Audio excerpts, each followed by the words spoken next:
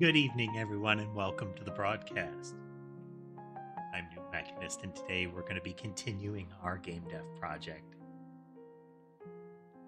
Last time we started with the background logic and sort of stalled. I had a solution in mind, but I did not have the code properly planned out, so I had to do some more research. That research is done. I think I'm going to be handling it a little bit differently, but we should still be on track to make some more progress today. Before we get into that, though, let's check in with the kitties. We do have 4 of them visible, 5 of them visible. So Ember is in her spot across from the keyboard. That's top center. Sky was briefly visible there on the bottom center. He's crossing onto the bed. Then Sherbet is in the little house by the window. You can see Sky transitioning to the play area. And then on the bed there, left center, is Sammy and Mason. Mason kind of hanging out. I did open the window a little bit more. We're getting into... It's still pretty wintry, but we're getting into the territory where a critter or so might become visible from the window, and they really like that. That's why we saw a couple of them looking out. But yeah, let's go with the classic and keep Ember on camera here. So, what we're working with for our solution is shader-based. What we're going to have is a rectangle that is given sort of a region on the map that it's responsible for. And we feed it information that tells it how to draw that in tiles. One of the things that is going to be tricky for this is... how to position it, and I had been thinking of having like a camera that tracks along with a sliding background, but that creates some nuance as far as pixel positioning that I don't necessarily want to get into. Part of our issue is that we'll already be scaling everything up, so all of the textures that we see on screen are actually 16 by 16, but they're zoomed in such that it's 6 times bigger. So every pixel in the actual sprite is many more pixels, which makes it look really smooth when they move, because you're moving it's not really sub-pixel movement, that's a particular thing. But it is, it makes it look like you have fractional pixels per pixel on the screen, per block, And there's weirdness that would ensue if I had the drawing rectangles move around. Because if they're in like a fractional point, it becomes harder to figure out how to render them. So instead, going kind of with the example that I've got is going to be the idea of a series of blocks active at the same time. About, let's say, 9 of them are visible at a time. So you have the one that we're in, kind of the center block. Then we have the blocks in a 3x3 around that block. So there is never going to be a circumstance where the camera can see a blank space. And what we'll do is, if we're sitting in the middle of a block, we can the minute you start moving, you can see one of the other ones. What I want to have happen is that once you are past a particular point within that central block, we're going to shift which ones are loaded. ultimately it's going to be as soon as you cross the line on the next block, that would be ideal, but we're going to do it a little bit early. Otherwise, you run the risk if the player is moving very, very fast, then there might be a single frame or two where you don't see the edges of the screen, where it's kind of a blank space. So part of the logic is going to be how many of those visual blocks do we render at once, and shuffling them around. Essentially saying this one will not be able to be seen for a few frames, minimum. So we remove that one from the visible pool, and then we'll go in and say, okay, where do I need to add more? Where are the blank spaces? And fill those in from the using either new ones or, from a practical perspective, using existing ones. So coming up with I need to fill in a 3x3, like, oh, they're moving up and left. So I determined that some of the bottom ones, the bottom right ones don't need to exist anymore. Flag them for removal, and then flag positions to add them to. Maintaining that is going to be the fiddly thing.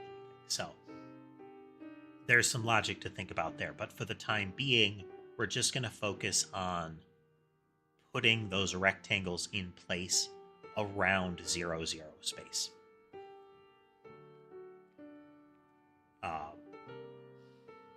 Yeah. So let's look at some of the stuff that I did while I was in my classic, definitely not in a depressive funk state. So what we've got is the idea of a world map object. We're making it catalogable so I can get them all loaded up. There is some inefficiency with these. We might do loading on demand, but I don't foresee us having so many levels that having the textures in RAM is necessarily going to be a big issue. We won't be loading them to the GPU all at once. We're only going to do that as needed. So we've got a couple of properties set up here with internal variables. I did take some time to go through and change this convention because I am using more properties that have a masked internal variable. I've shifted over to the internal use private variable being underscore. I'm not necessarily following best practices in some of the constructors for all of that, but I am trying to. Touching them only by external properties kind of thing. Where possible. Accessor functions. So what we'll be doing is whenever you set these, we are messing with this internal vector. This is how big a tile texture is. Tile textures are going to be at minimum the size of a tile. That is, we need to know how big this is because that's how much space within the tile atlas that we need to consume when loading the texture, but the shader will also need to know how big a tile is. Well, we also need to know it here. For reference, the solution we're dealing with accommodates the idea that you might have, for a given tile, you might have many tiles specified. So if 16 by 16 is 1, I might have 6, let's say, yeah, I might have a 6 by 6 block of them so that I can have variation on the screen. So for any given tile, it will use a approximation of where it would be, kind of thing. Let's just say you have like a tile-based RPG. Pieces of grass that are adjacent to each other do not look the same. theory, we could also have repurpose it as like they do look the same, but there's some kind of shader shenanigans going on to make it look like there's wavy grass on it, that kind of thing. Wind blowing, water waving. Beverage. Drinky beverage. But for the time being, still tiles, we're going to be using just single ones. So tile texture width is going to be, the tile texture width is going to be, or dimensions will be the same as tile dimensions. So let's get that in there. We're using JSON ignore for the protected internals. We don't actually have to. These are not properties, so the default JSON logic won't detect them or will ignore them. But we're being explicit. So this one is tile size. And we can have a public int.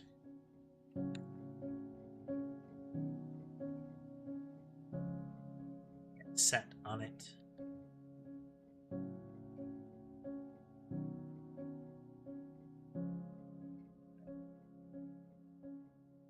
We are making these because there isn't a default JSON operator for this kind of struct. So instead, we'll have it where you specify its width and height as specific values.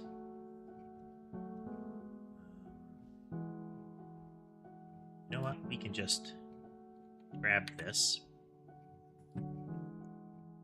It's here, all the way up to here. And you.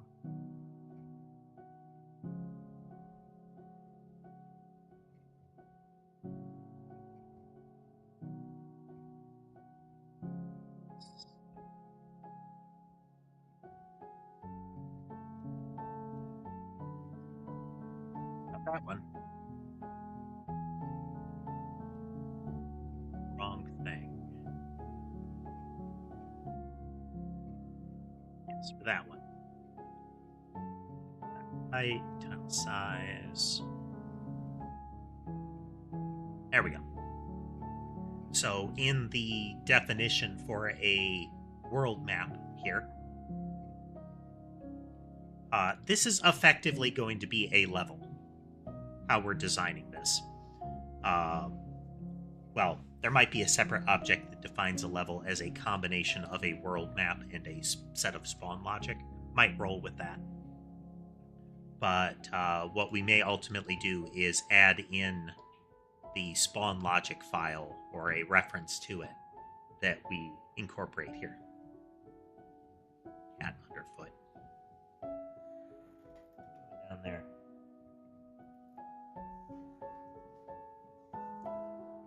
All right. So part of the reason that we incorporate this is that it's going to let us double check. If I say that a tile texture is 10 by 10, and I say that the tile width is 16, like the actual tile is 16 by 16, this will trigger, this should error. Further into the code, we'll have it error. But because that tile will not fit. Similarly, if the tile texture was 30 by 30 and the tiles were 16, it won't like that. Because the logic is going to look at that and say, well, there's like half of one missing. Now, I could let it have buffer space on it. That doesn't really matter because our shader logic should account for that and say, okay, I have enough space for one tile on that, vertically or horizontally or something like that.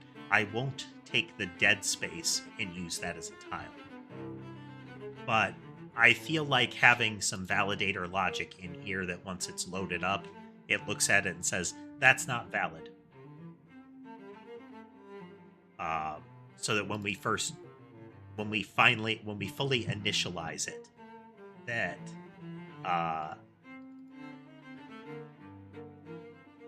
we'll get it set properly. I may have some custom logic added to this to validate it after. We'll have to see. I wouldn't mind having logic that we can put in there to initialize it, to say, is this actually ready? Okay, so I've mentioned tile texture atlas a couple of times.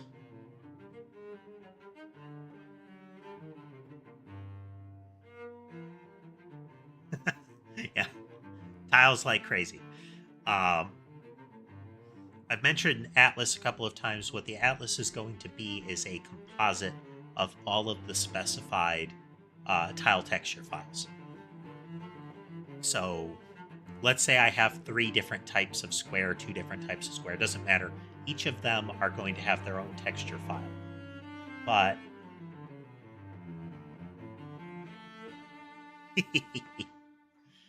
hey there, Tass and James. We don't want to pass all of them to the shader. Could I? Yes, and I might actually do that. Not because it's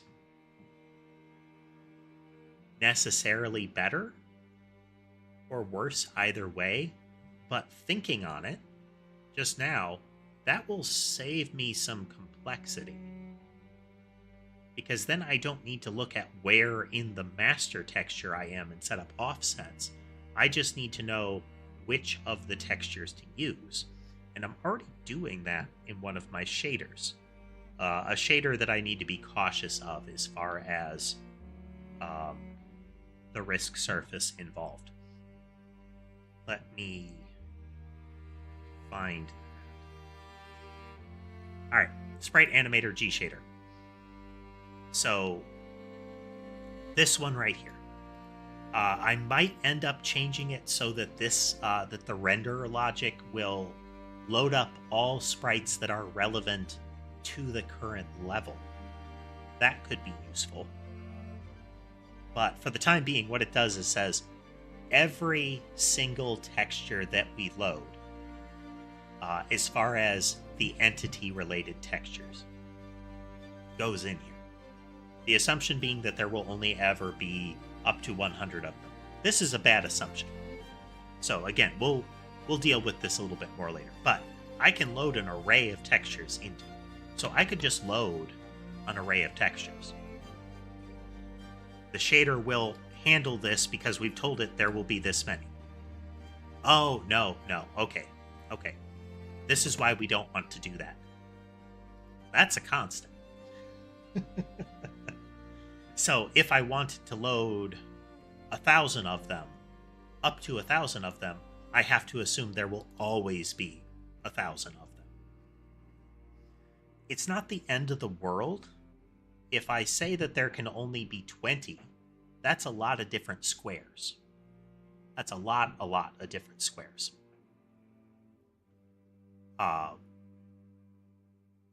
And I could keep going from that, and I just need to decide on an arbitrary number of how many of those. And it even saves us some potential space, I think, because the atlas always has to be, it can be less size by if I don't fill it out, but the atlas can have dead space. I want to do this. 6 one way, half a dozen the other. We'll see. Any event, how's everyone doing? Is the day going well?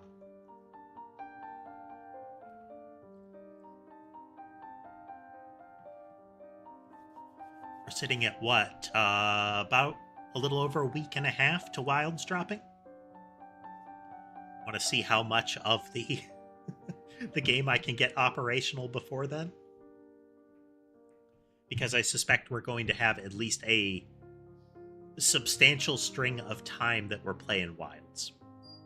And once we have a game like that, it's going to be a lot easier to get gaming streams into the rotation, if not dominating the rotation.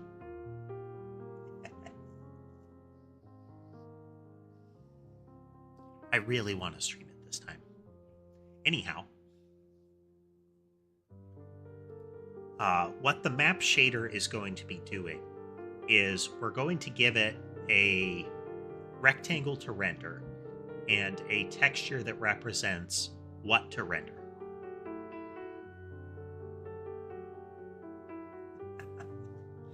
That's the idea, Task. That's the idea. Tangent, or at least diverting from the game dev for a bit. Wilds, if nothing else in Wilds, the thing that I like the most about it is that it is designed for the just drop into the region and run around way more than even World was. So prior hunting games were not really designed for, prior to World, they were not designed to let you just drop in casually. It was run a mission or don't bother. And the mission created time and goal limitations around it. So if I wanted to just go in and mine, I still needed to go in and mine on a monster hunt. And I didn't find that kind of thing fun, because it's like, I just want to play. I don't want it to be what amounts to a simple time trial, you know? So World had that, but one of the things I didn't like was the monsters still acted as if it were kind of a hunt mission on sped up. That is, that monster had a timer for its existence, and if you engaged the monster late in that timer, it would just leave. You know, instead of running to another area, fleeing to its nest, it would just leave the map. I suspect we'll still get that, but the world is set up in Wilds such that you can just kind of run around and encounter the monsters in groups, alone, all kinds of stuff like that. So the idea of roving is the default. I suspect there will still be like story vignette modes where you are going out specifically to engage this one in a location kind of thing. But, you know, I haven't seen that yet. But just that the default play, that the standard option for riding out is just straight up riding out, should be pretty interesting. I am looking forward to it.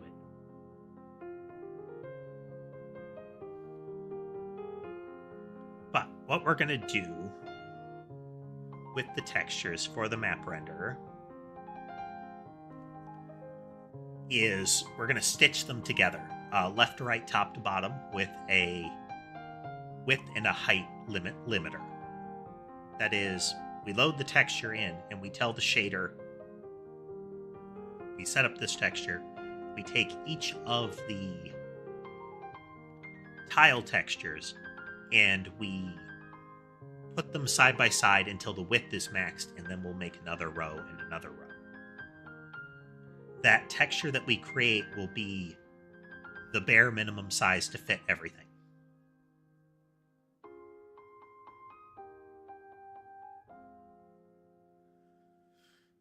Yeah, we've got different, Wilds will have different monster skeletons and animation possibilities. The kind of sort of a serpent. I think those the little tunneling snakes lend themselves well to both like serpents and worms. There's going to be some variation there because the worms, as they're portrayed right now, they have a bit of radial symmetry to them, whereas a snake would only have two-way or like would not have full radial symmetry. The worms are more of like, you know, four-way symmetry.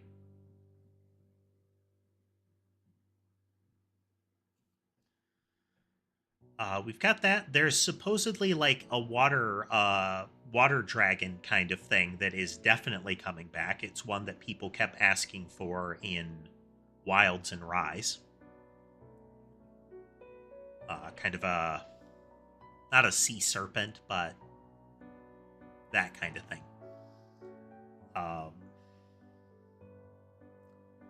Let alone just new ones entirely. It's going to be neat. It's going to be neat. The new areas and their interactions also sound cool.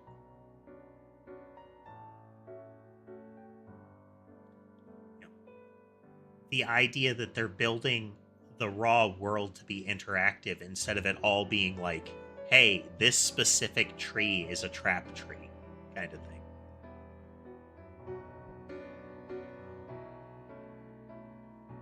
I know, Tess, they've got a structure that is kind of like a... They've got like a squid frame that they're setting up for one of the big nasty monsters in the oil fire zone. That looks... There was one monster that was essentially something that like wrapped itself in bones, and it looked like a multi-headed bone dragon. But it was meant to be like something inside them. And it looks like we're getting something like that. Like, that frame will be there.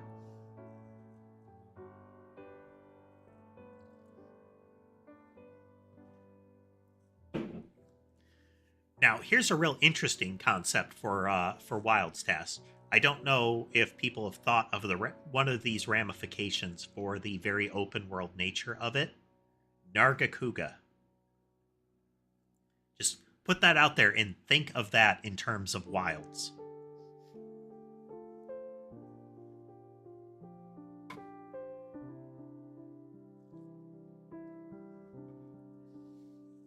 Like, doesn't have a map icon, and you're walking around and suddenly death from above, you know? Pickle and Beetlejuice would be just nuts in Wilds.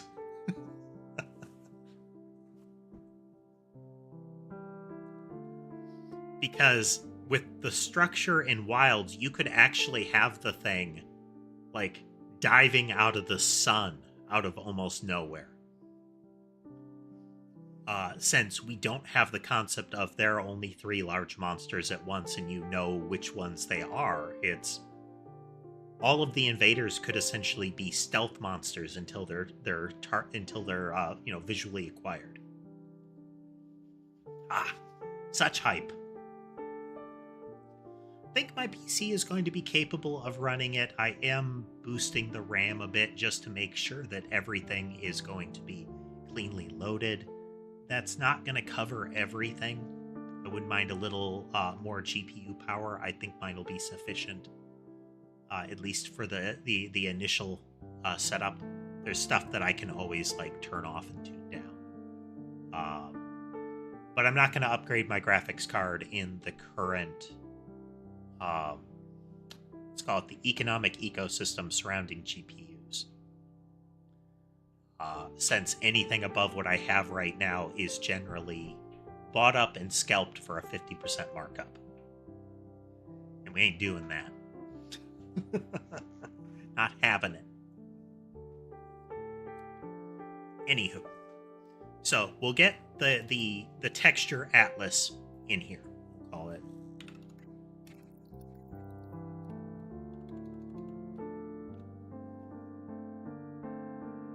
So this is the atlas. Not addle something. So we get the texture atlas in here. We have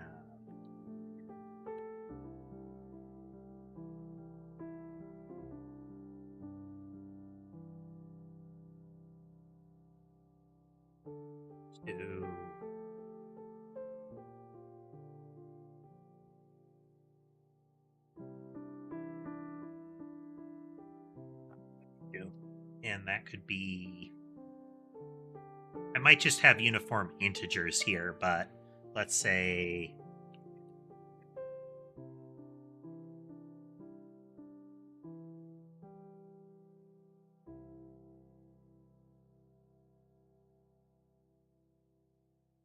and a tile size. So this is how it will know what to do as an offset. So if I want texture 1, I don't need to worry about this. But if I want texture 2, then I need to go to the right by the width of the tile size, but I won't go lower yet. That kind of thing. Ooh, that would be a neat concept if the pickle arrives. And for those of you not familiar with Monster Hunter, I know that saying things like when the pickle arrives is weird, but trust me, it makes a lot of sense. Since we have like the herd monsters and whatnot in their behavior, that could be really interesting. Like, would they all flee together? Would it be terrifying enough that they would full on like panic scatter? Would we see particular monsters that would actually try to band together and drive it away? Hello, driver. Welcome. So got the texture atlas. We would then need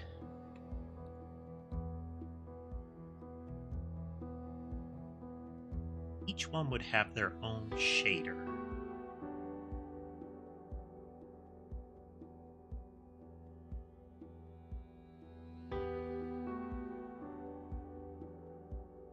Wouldn't it? Alternately, I don't need to have 9 of them. I could just have 1 of them. And I could reposition it accordingly. Yeah, I like that. Okay. Well, thank you, driver. Thank you. I appreciate it. I always appreciate an opportunity to show off as well, so.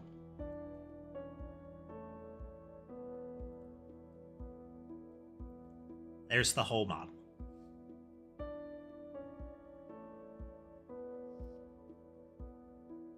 And let's see.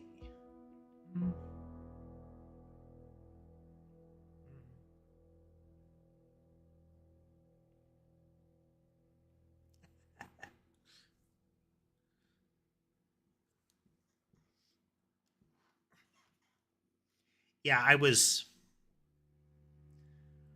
very specific with what I was looking for. Oh, I'm sorry, very detailed in what I was looking for, and the artist really went above and beyond. With time working with it, there are some things I would change, but the general idea of this, the general look of it, I love it. And I'm glad people like it too. Okay. Simpler.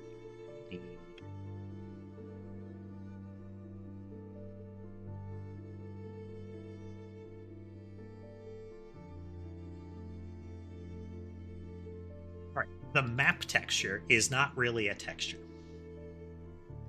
The map texture is sort of... I think bitmap is a good way to view it. Because what we'll have is each color square on the map texture is going to represent information about a tile on the that we're going to render. At a minimum, one of the color channels on the map texture represents the identity of the tile to use. So, like, the example I'm working from is red. So if the red color channel is 0, we render nothing. If it's 1, we take the first tile, second tile, on and on.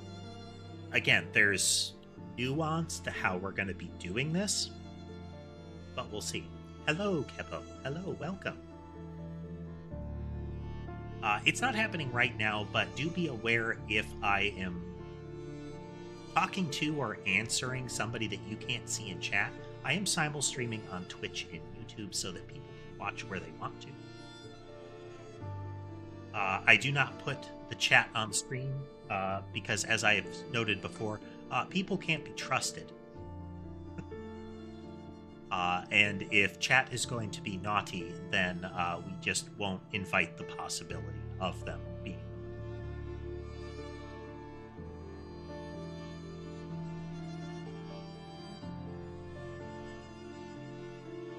A whole lot of people at once decided to ruin it for everyone. But yes, so we have the map texture. We're going to use that to render, to decide which tiles to render. How I'm going to ultimately do this is that the world map is going to be, we're going to center it at 0, 0.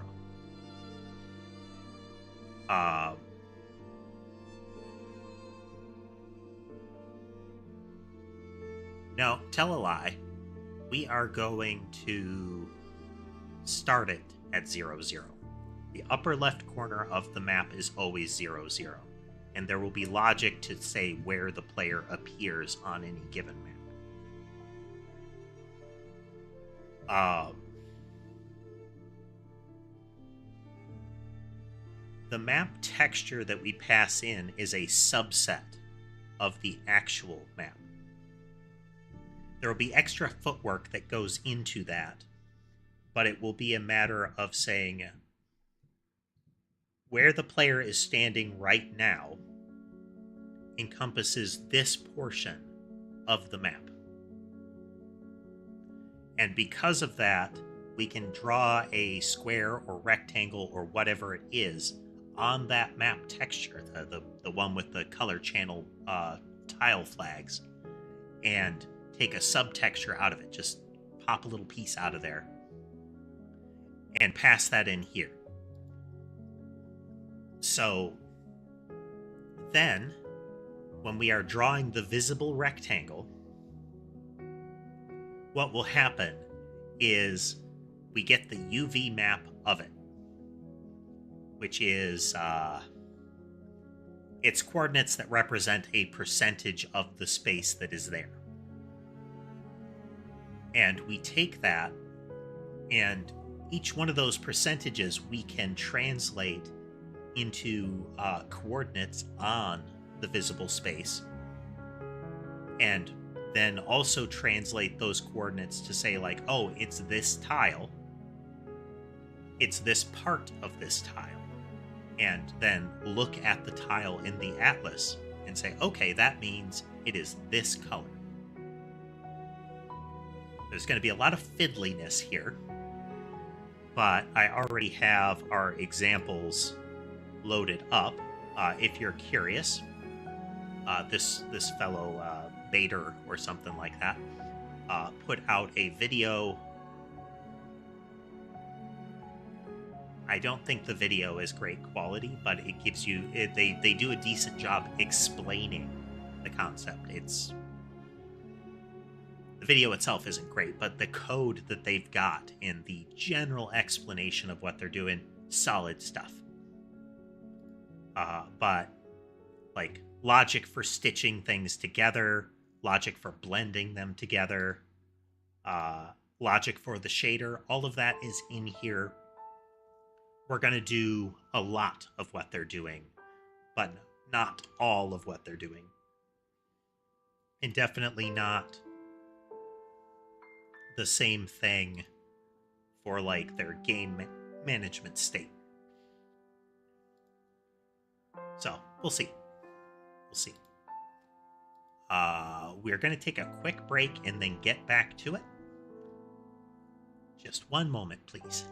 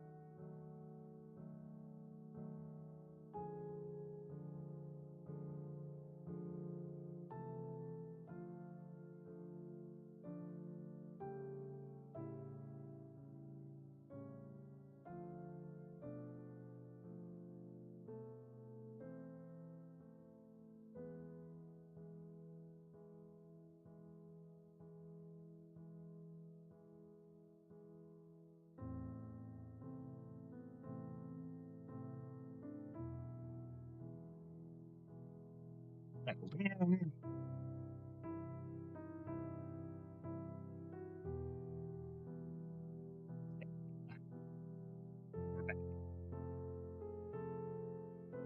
Okay.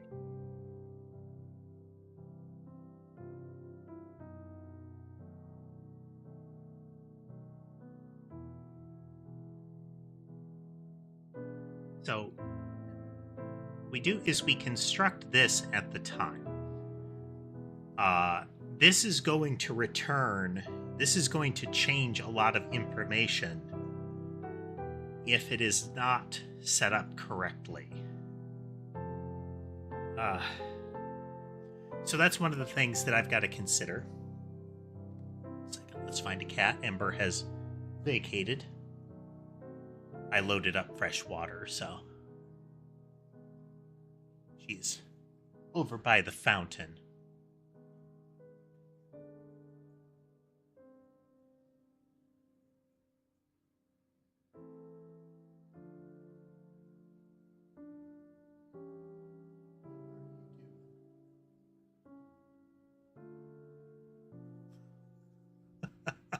Watching her little drinking ritual here. She's leaning in at just such an angle that she, like, shoves her shoulder against the bowl and, like, balances on one foreleg as she's leaning over. Oh.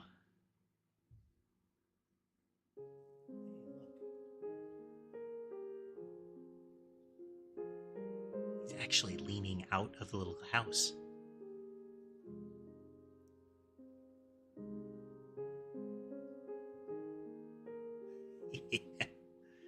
Sherbet is still very timid, but he is increasingly happy with getting periodic, intensive back scratches. Hey there, Blushy. Just taking a moment to look for and look at kitties here. We'll see how long Sherbet stays on camera.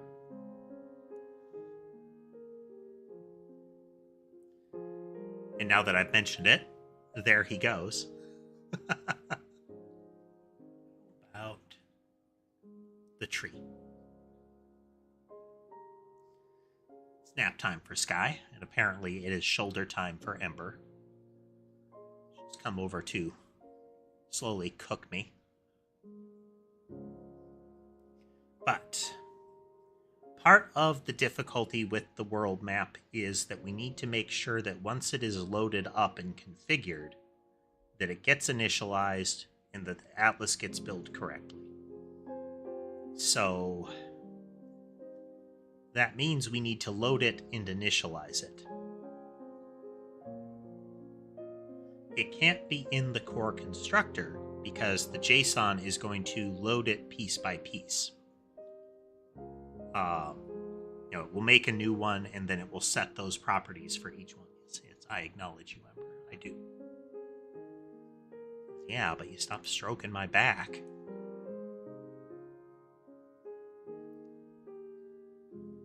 Copy constructor is a place that we could do some of that. Similarly, we could just copy the atlas here instead of rebuilding it.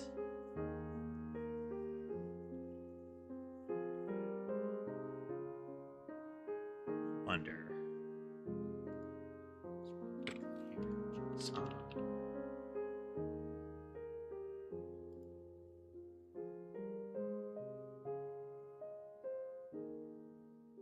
no.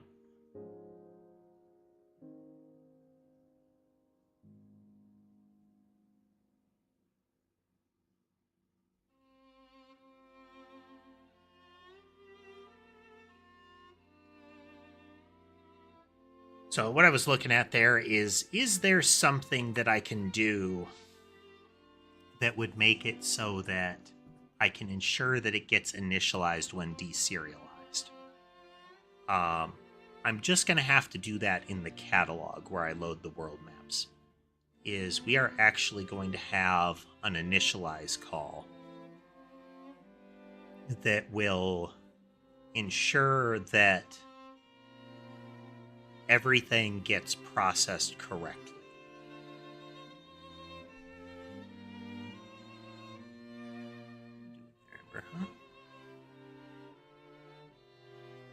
Ember is occupying my right shoulder, which means I have to hold her with my left hand and pet her with my right. If either of those things stop, she will be displeased. She's a sweetheart.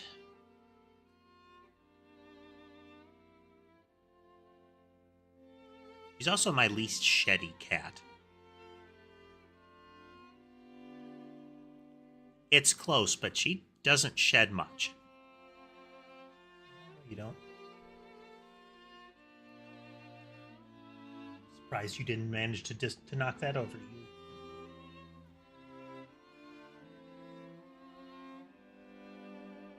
Tried to barricade this spot, but the barricade has failed. I mean, as is to be expected. I needed a raised bed frame because, you know, bones. But I also didn't want them to get under the bed frame. I wanted to use it as like storage, and I didn't want to have to dislodge them either in veterinary or emergency scenarios. So I tried to barricade the openings that would lead to the under part of the bed frame. That failed repeatedly. They shredded pillows and blankets that got in the way. They managed to do the whole cat as a liquid flatten and ooze through openings that did not seem like it would accommodate them. So we gave up on that.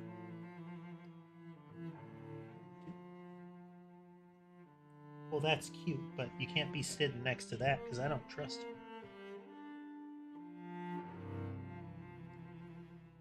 Put my beverage over here. Ow. One of Ember's little death razors is sharp right now. It is one that is located currently at the edge of my right collarbone near the shoulder. So, to show that she appreciates the back scratches and whatnot, she will flex that paw and scrape the edges of that right into the collarbone. Yes, you're a sweetheart. That hurts very much.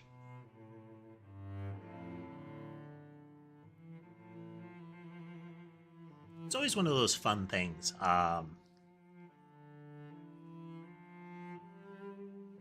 So when a cat scratches against something, it is actually a combination of old territorial behavior, as scratching the bark of a tree or something is essentially saying there's another cat here. But additionally, what it will do is by raking their claws against harder things like that, it will split the upper layer or such of the claw usually, and reveal the sharper new growth under it. So you'll naturally encounter it where you have the shed claws laying around, where it will be not the tip of it, it will be like the lower, like the entire lower edge of the claw with the top either removed or split. Those will be laying around. And that's one of the things they accomplish by scratching like that, is shedding those outer layers and revealing the newer, sharper growth under of the claws. Clipping them can make it so that as they're doing that, it will regrow blunter and blunter. Get. No.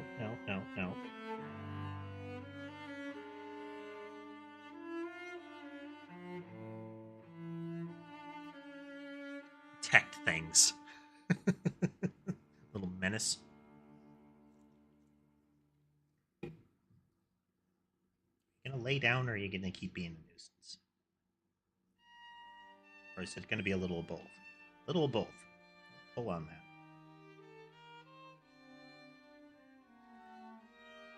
Ember's spot is being occupied.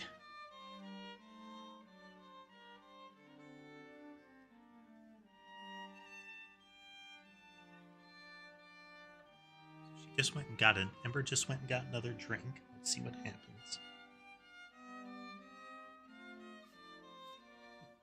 Anyway.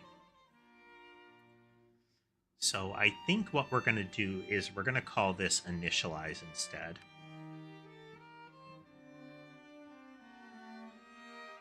It is assumed that this must be called. If it doesn't, Texture Atlas won't be built. You will have a problem.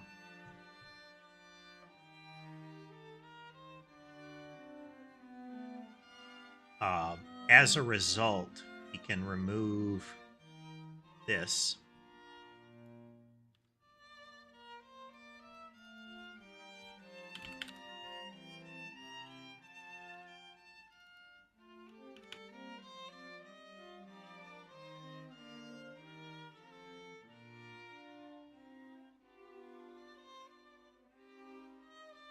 There we go. So we're gonna.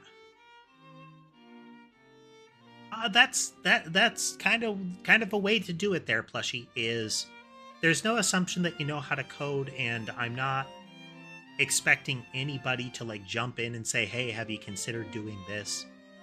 Feel free to just chat, watch, listen, whatever you like.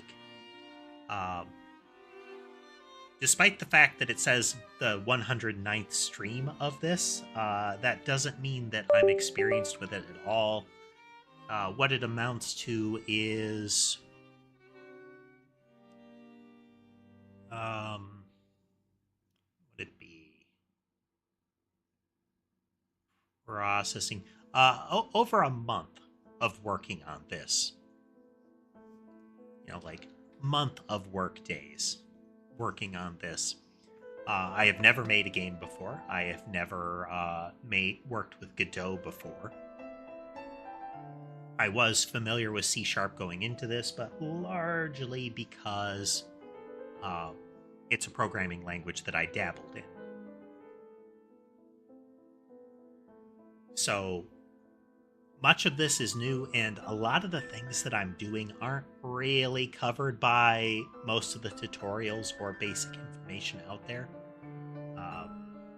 Like, I found this repository in video by happenstance because I periodically get served up YouTube videos of game dev stuff. And I feel like this is a good toolkit for this. It should reduce maintenance. In engine maintenance. Procrastinating or delaying further. Loading.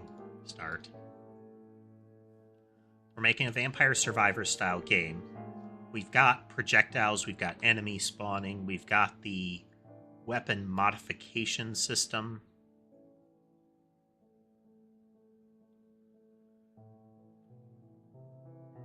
One moment. It's a very odd email.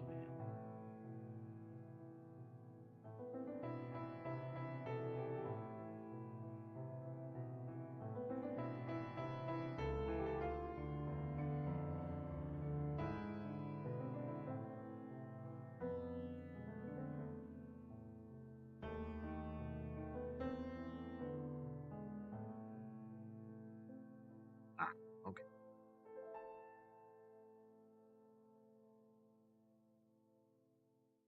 Unexpected email notification. One of the core gimmicks that we want to accomplish is to not have fixed weapon progressions. Vampire Survivors is still kind of the classic. It's the variation of this kind of game that people point to as the standard. The genre has come to be called bullet heaven, but from a practical perspective, you could call it like a Vampire Survivors like or similar as far as how people do it. I prefer using things like bullet. but those have fixed progression. You level up the weapon, and the weapon behaves in new ways each time. It gets stronger, it gets more projectiles, a known fixed progression path. We're removing that. The weapon has default behavior. It is encompassed in just the weapon existing. And when you level up, you get modifiers that you get to apply as you want the weapon. So by doing this, it's going to split into 3 and spiral around. So it still moves as it originally did. It emits in a random direction, and it keeps moving in that random direction. But now it fans out in 3 and spirals. I can change that behavior and say it moves in a tightening circle following the position that it's trying to move to. So we get this little loop-de-loop as it goes. We can say it will do that after 3 seconds. So it fires for a bit, and then it splits into 3 spirals. But after 3 more seconds, it will stop looping and it will spiral out.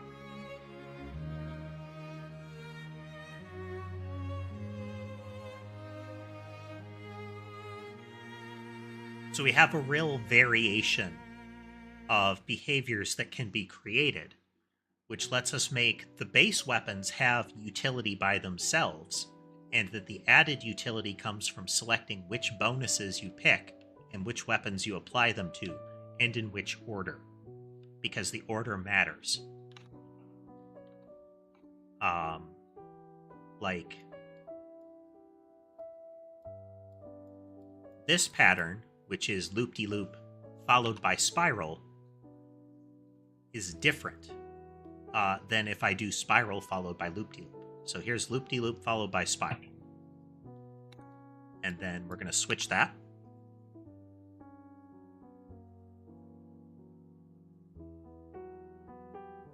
So different sequence.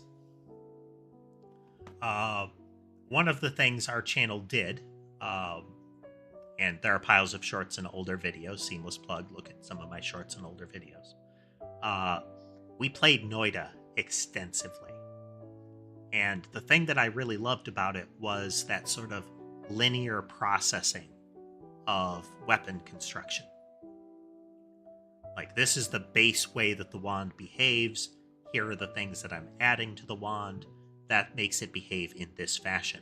And coming up with a cool weapon and seeing how far it would carry you was the gameplay. I want that vibe here. So we've got the weapon generation. We've got it to where we can control what enemies spawn when and how they behave. The next thing is going to be having a world background. And that's what we're working on. Okay, so we call initialize, and what this is going to do is first we'll have a data check here.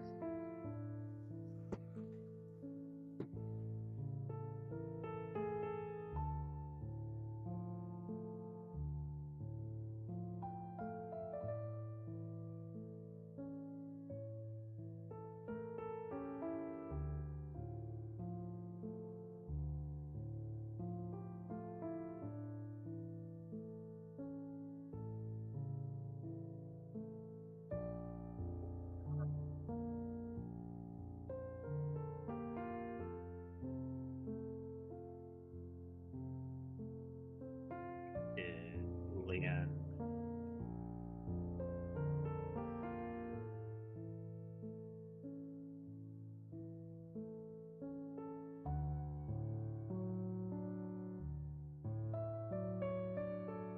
Earn.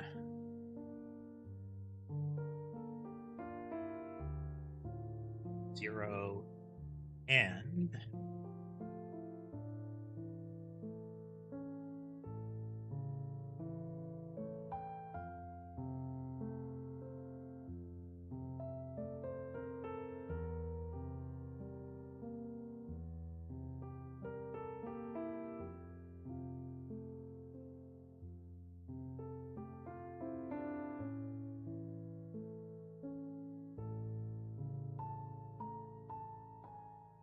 Okay, if tile size is valid.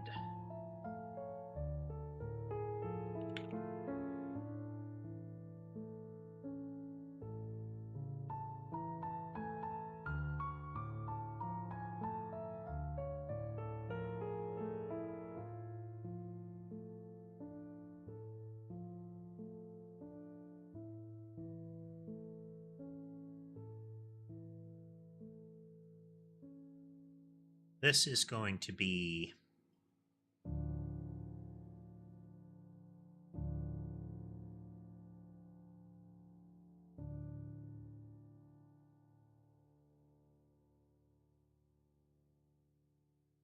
This is my first game, plushie. Never made one before. Closest I've gotten is I used Unity to generate a single solution maze. Just because I wanted to make an algorithm that would do it. It took an arbitrary set of parameters and would create a maze where there was a known entry point and a known exit point. You start here, you end here, that kind of thing. And it would completely fill the space with a maze that only without loops. Adding loops would be easy enough. You just go in and you remove a wall or two.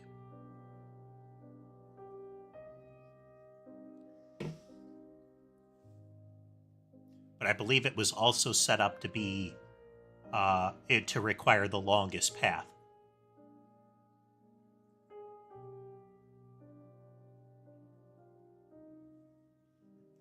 Hello, Mudkip.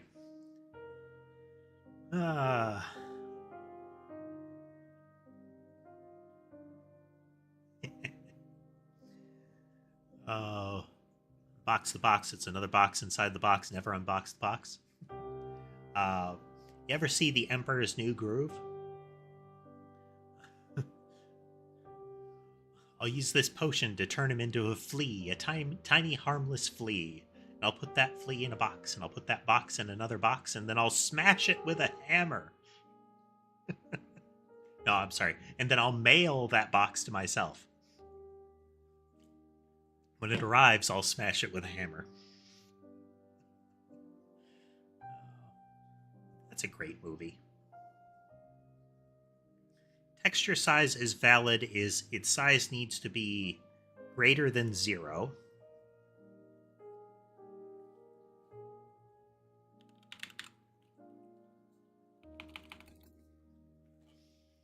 And the modulus of the dimensions needs to be 0.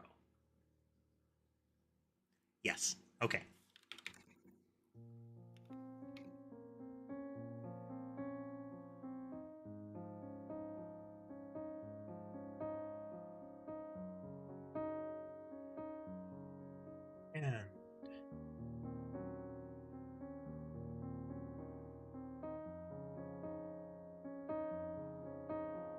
And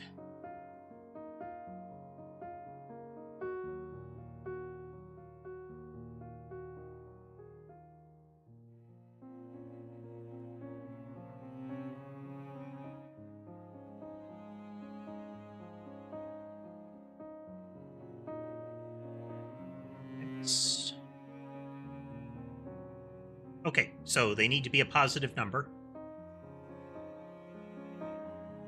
Needs to be greater than 0. And there needs to be no remainder when you divide the tile texture size by the tile size. Because if there is a remainder, then you have a problem. That means it doesn't fit.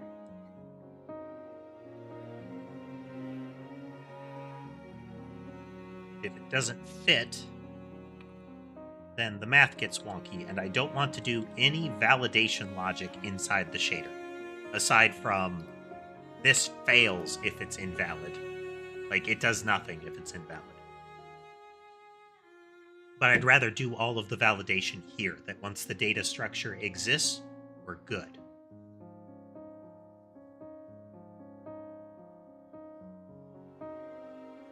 So if the tile size is valid and the tile texture size is valid, we could daisy chain these together.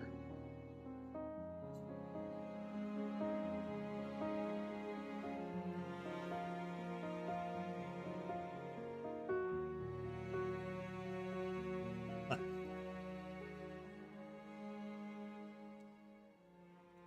cat interference.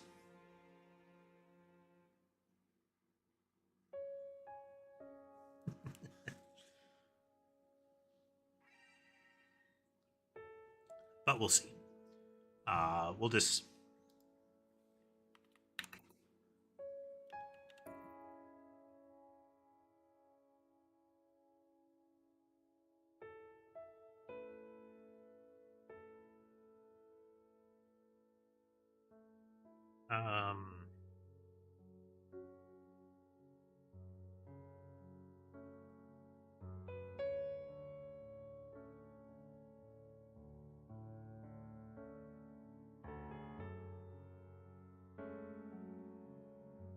I want to be careful about having unhandled exceptions in the game.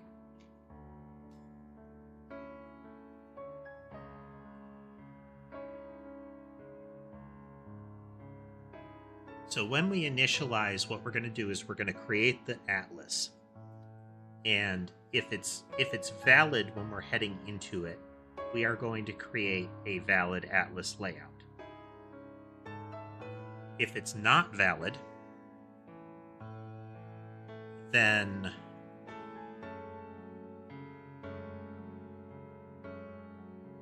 if the layout isn't valid, then we're going to create a dummy one.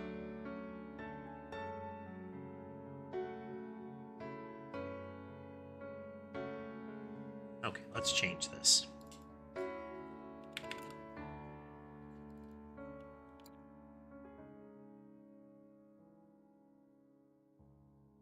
Kind of like the idea of having an error log in this, though, so that if the values aren't valid when it initializes them, that we have an opportunity to record an error.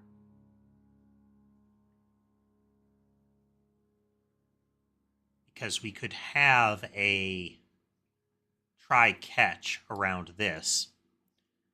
You could have like validate or something like that. That if it catches an error with it, it would give us a place to log the issue in like an output log and default it to something else. So if the tile size is invalid, we set it to 16 by 16. Yeah.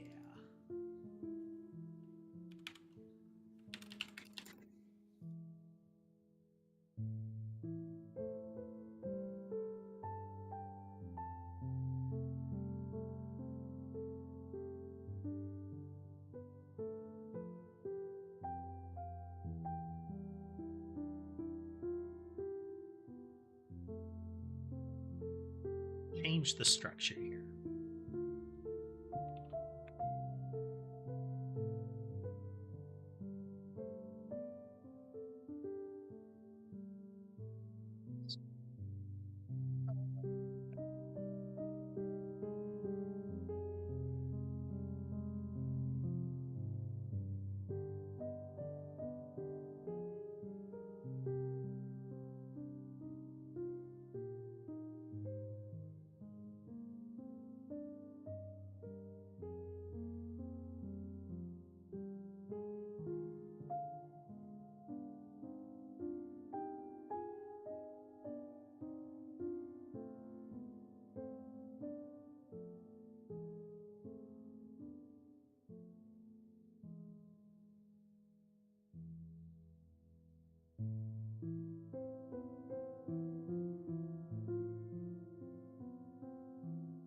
I do need to set up some sort of error logging system, both something to display in like a console, but also to log to a file. Because the game is set up to be moddable, I want there to be some way for somebody to say, oh, that's why my level didn't load. That's why my weapon didn't work, is that the default logic didn't load, kind of stuff, or that the file wasn't valid.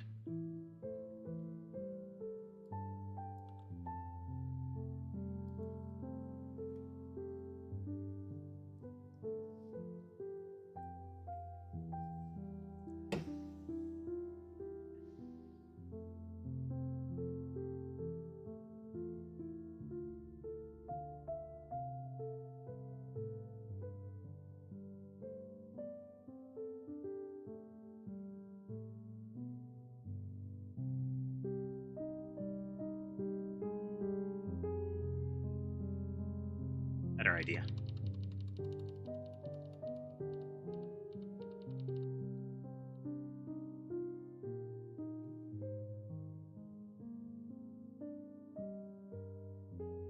Better idea.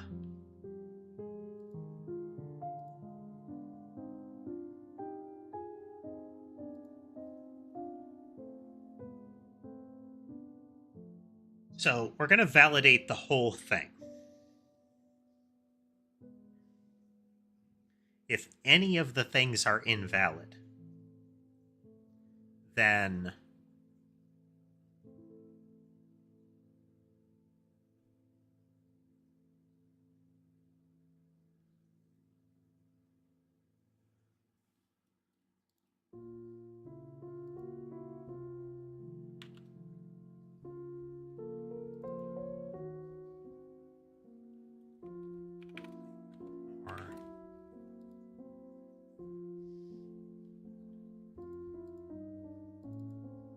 so we're going to say if this isn't valid or this isn't valid, this should short circuit.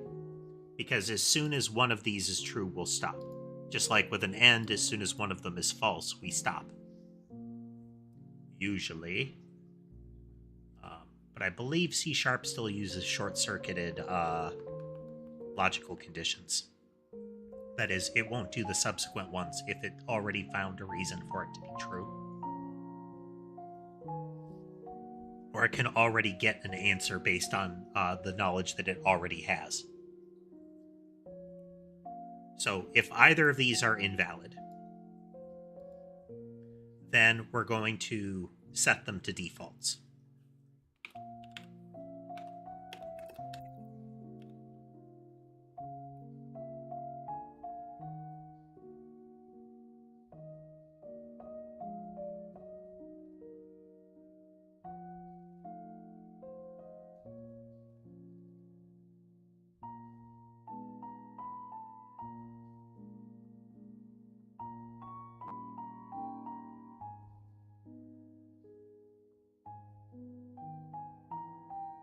Should work.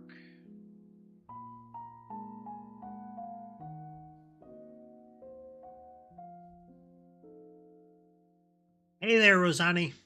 Welcome.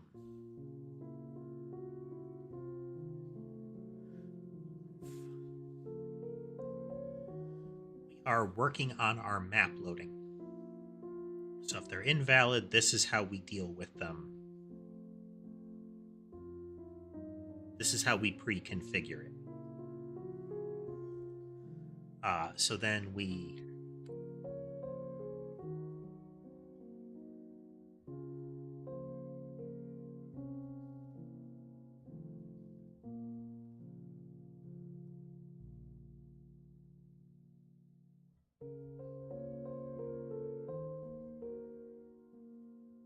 going to get texture count. It's relevant for us to get the count here because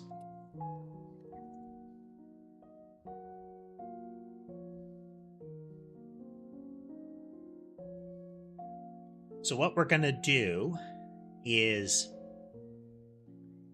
we're going to assume that there's always at least one texture. If you don't supply enough of them, then we're going to make it 1 so that the texture exists, that the map exists. Skeleton enemy type. We're unlikely to have a skeleton, like a default enemy type that is a skeleton. Though something skeletal is not out of the question, it's not going to be in the initial batch. There is kind of a visual/lore progression that we're going to put in place as far as enemies that appear, how and when and why, that kind of thing. But the initial ones are going to be like people and objects kind of stuff.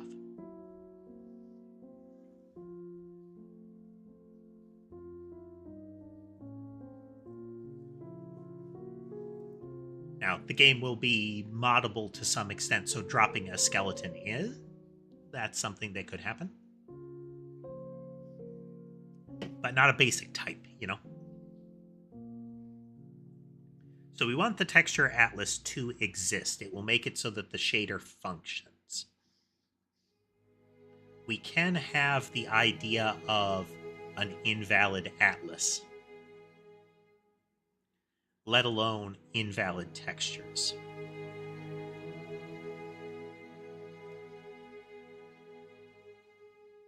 Keep getting emails that require a little bit of attention. Sorry about that.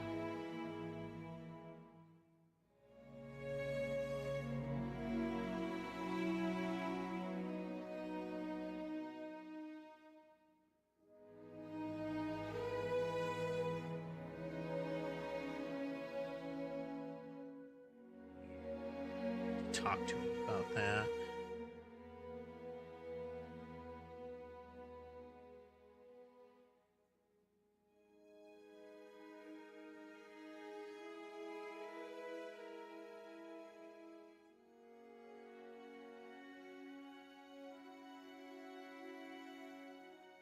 I don't use that service.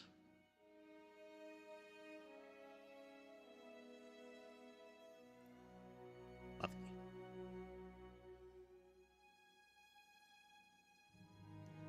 Internet companies, you know?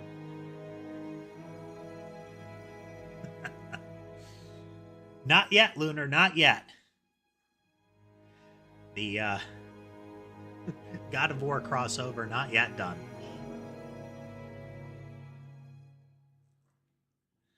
Let's see.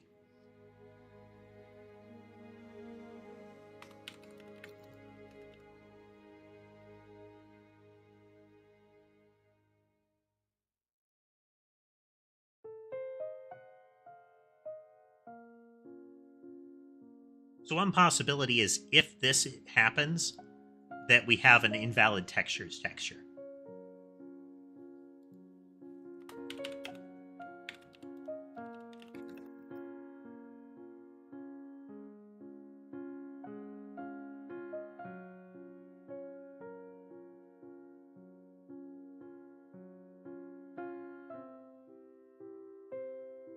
The invalid textures texture would be something like we just put like a 404 on a square and say, that's your texture. If anything's wrong with the way that the level is supposed to load up, numerically, that gets replaced and says, something about this is entirely wrong.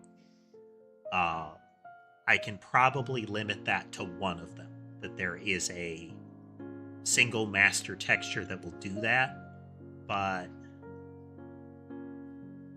we'll see.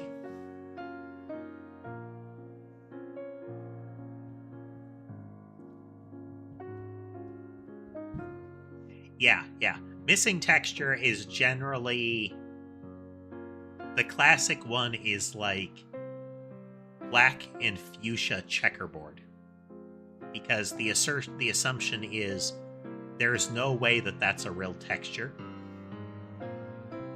The same way fuchsia is often used as a opacity map in some of them, when you don't have an alpha channel that you can rely on. Because, again, why would you ever use full fuchsia? Full channel 255 on red and blue. It is obnoxiously bright pink. Like, the most fluorescent.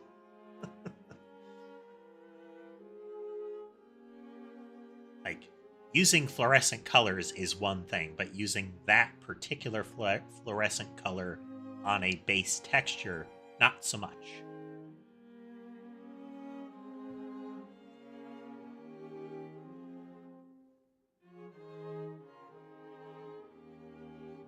So for now, we're just going to say it's not valid. We force it down to nothing.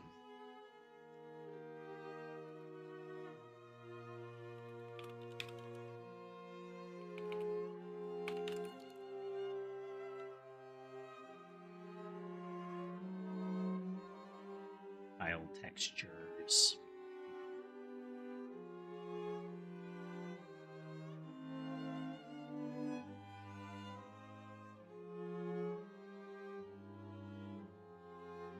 So this is there is something invalid about the configuration. Clear it out.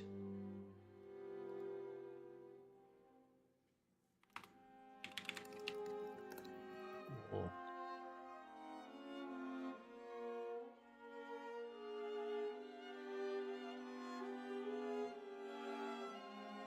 How close to completion? Technically, there is gameplay now.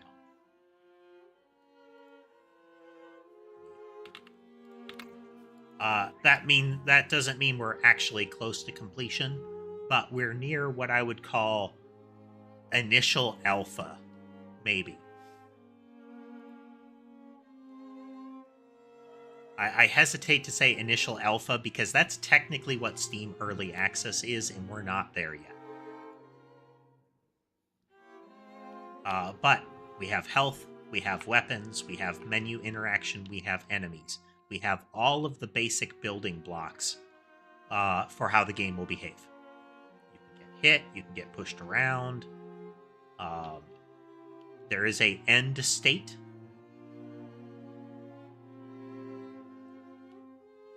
Though I may have killed the last enemy. If this hits 0, the player goes away.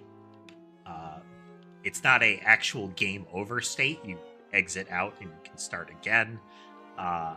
But there's a beginning state, an end state, there is gameplay.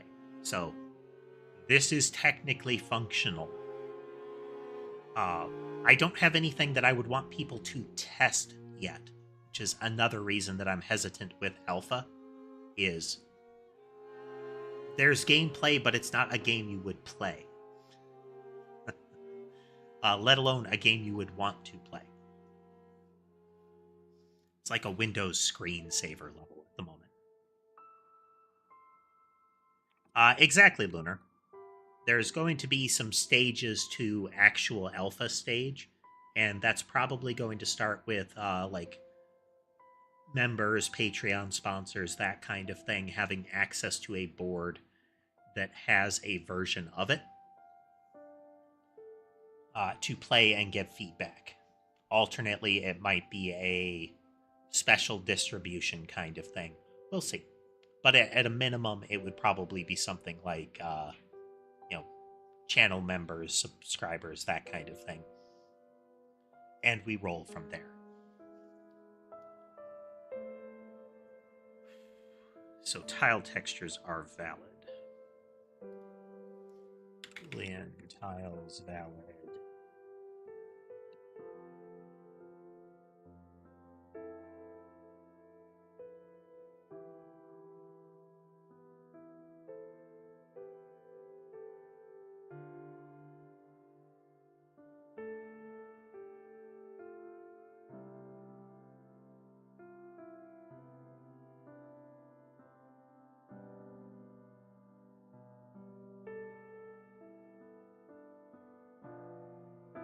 Well, you've got good priorities there, Rosani. Have a good night. And hello, Baileys.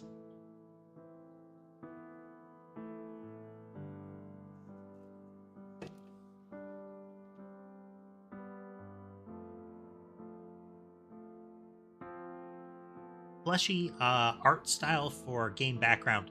Well, right now we're doing 16 by 16 pixels. I do have the thought of upgrading to, well, not really upgrading, but increasing that to 32 by 32 to add some size flexibility.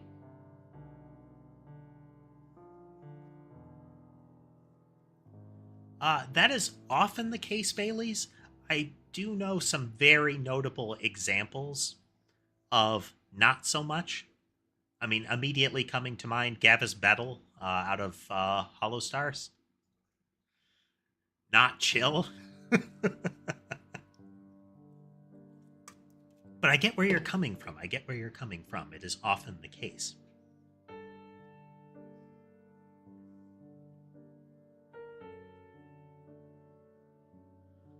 Okay, for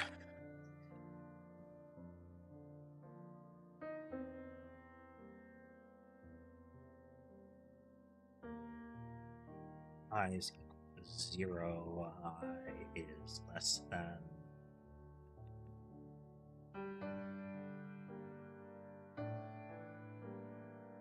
Count for enumerables usually.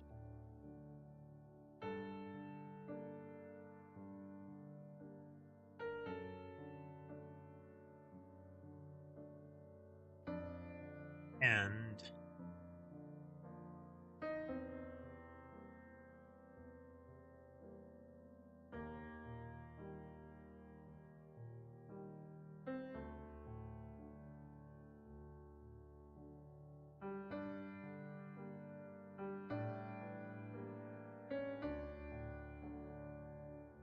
I wouldn't say that that part is necessarily common. There are different expectations and incentives for different VTubers in different fields.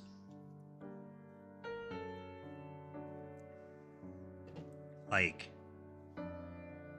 if you behave in a certain way when you look or act, when you look a certain way or sound a certain way, there are assertions that are made. Just like looking or sounding a certain way creates an expectation for how you act.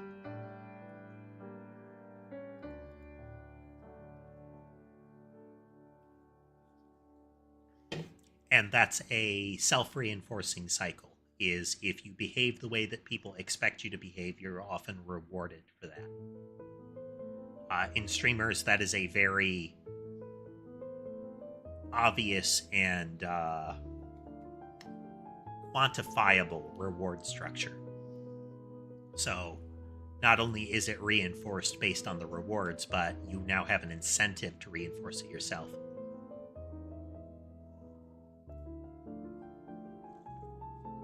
Hello, you. Kitty is trilling at me.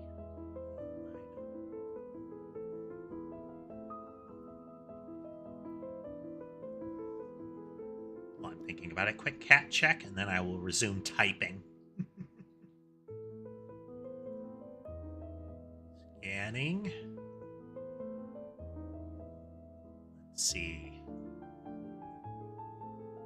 Have a cat on the side of the desk, Amber in her spot, Sky up in the tree, and the 3 on the bed. Touch that.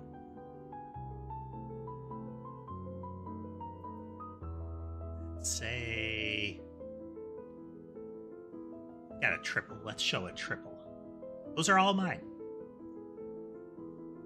They're all little sweethearts.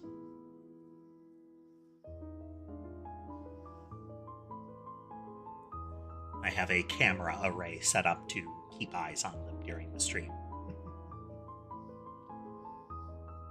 Okay, so now we're going to iterate over each of the textures in the collection and find out if the texture actually matches the texture size.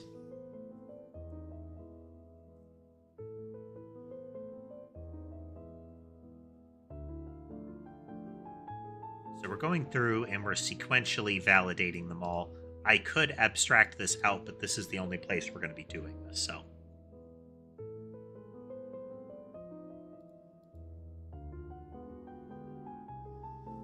If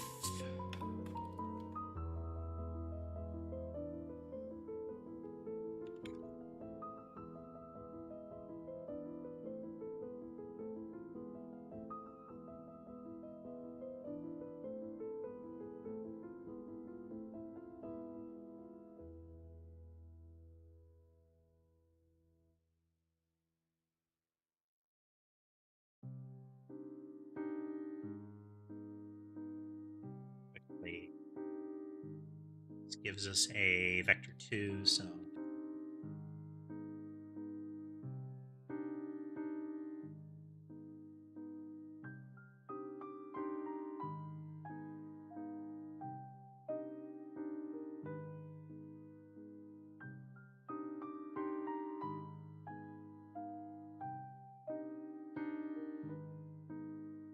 coding is, I know, I often think of it as learning a language.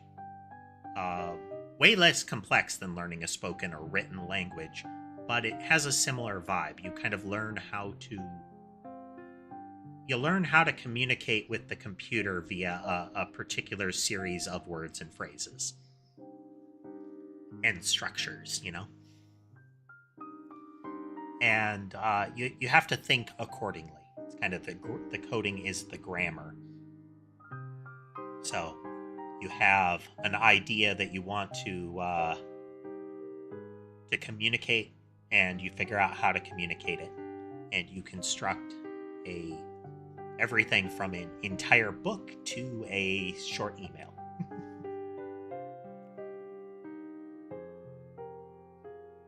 Oh, you do ROM hacks like modify, like the classic modifying Super Mario World kind of things.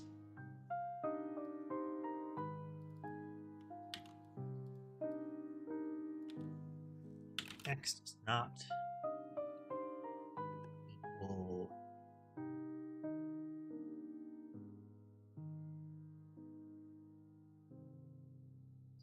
equal to tile texture size.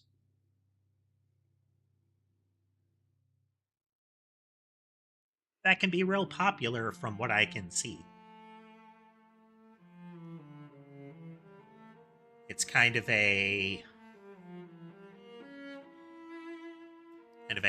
particular gaming enthusiast genre there. So if the size doesn't match, it's valid, false. So as soon as we find one that is invalid, we clear this out.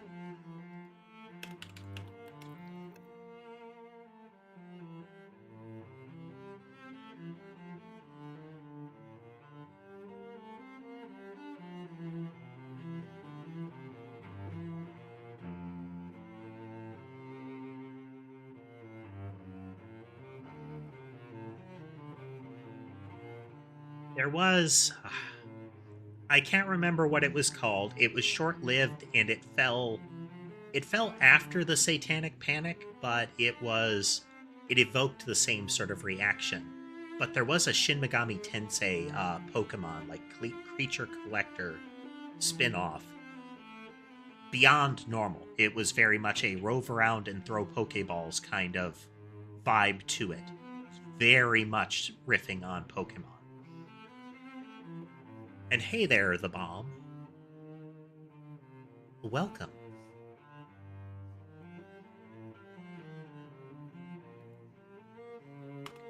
Or not.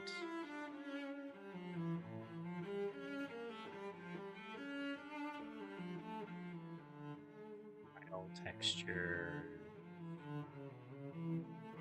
size is valid. No. Tile textures are valid. Okay, so if the tile size is valid, that's great.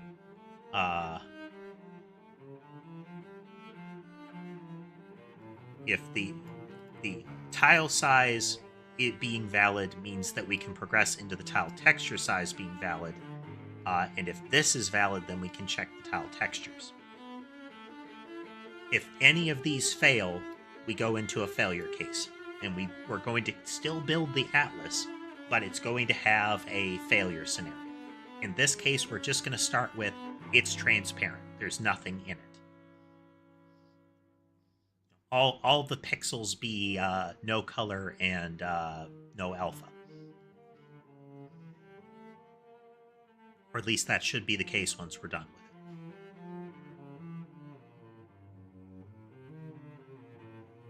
So we've got that.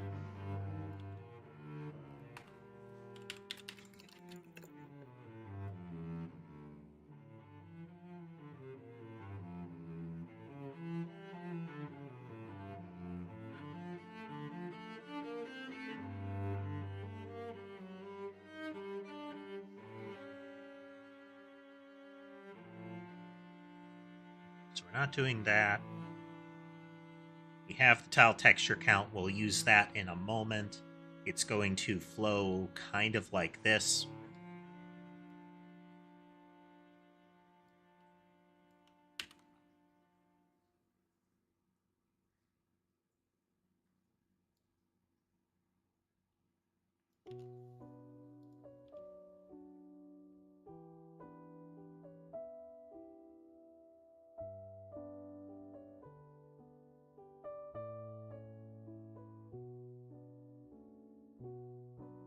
I'm using Godot 4.3 currently, Bob.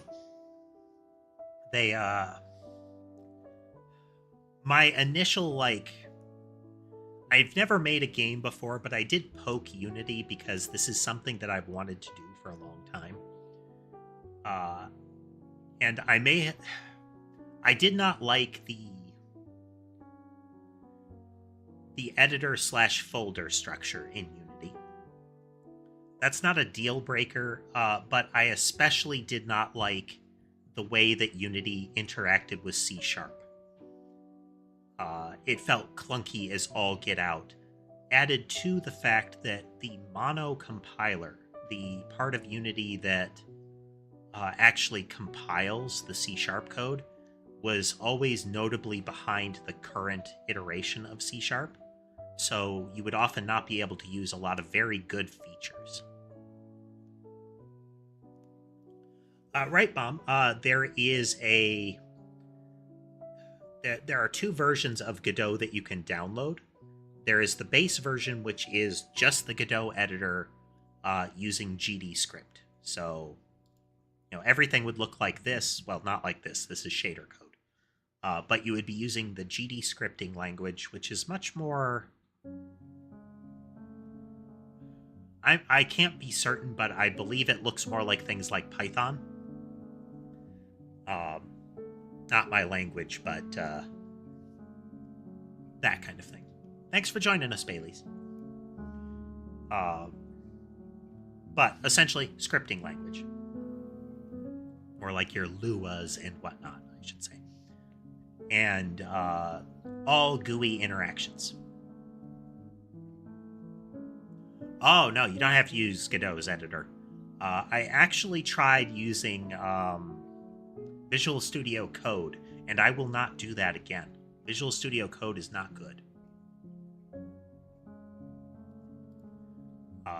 If you have the opportunity to choose between Visual Studio Code and Visual Studio, I would recommend using Visual Studio.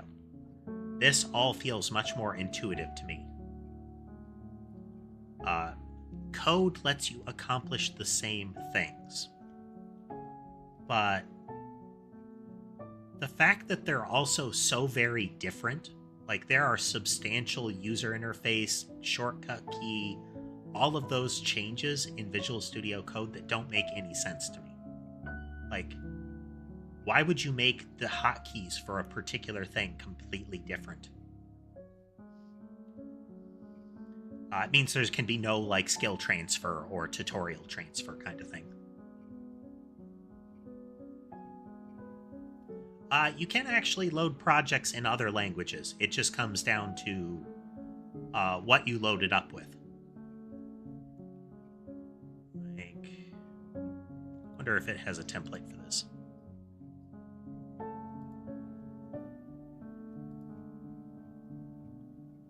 So right now I have C# items. There's nothing that would stop me from loading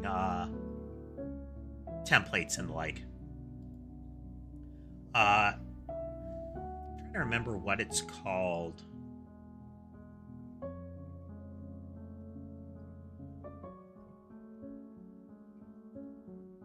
Jet something has been one editor that I used for Java.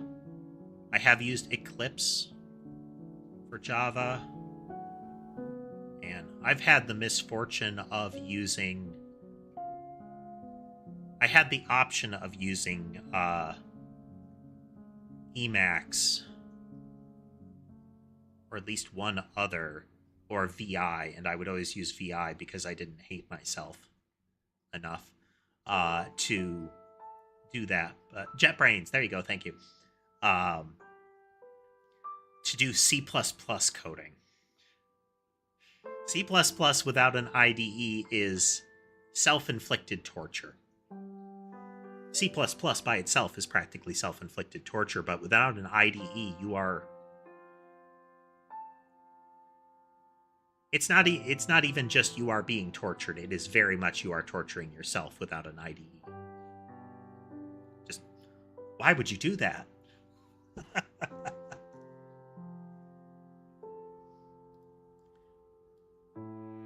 Okay, so we need the tile texture size.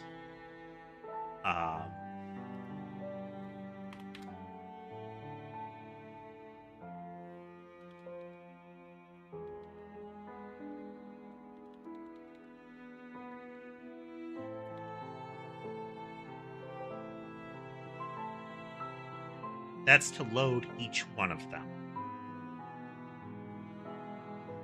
So have an int.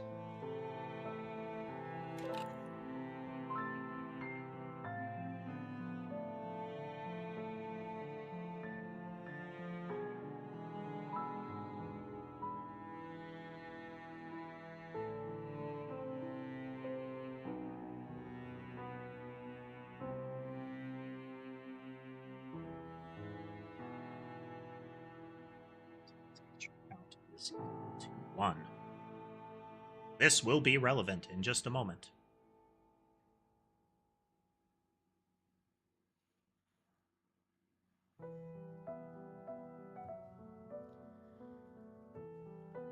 The utility of a game engine is generally covering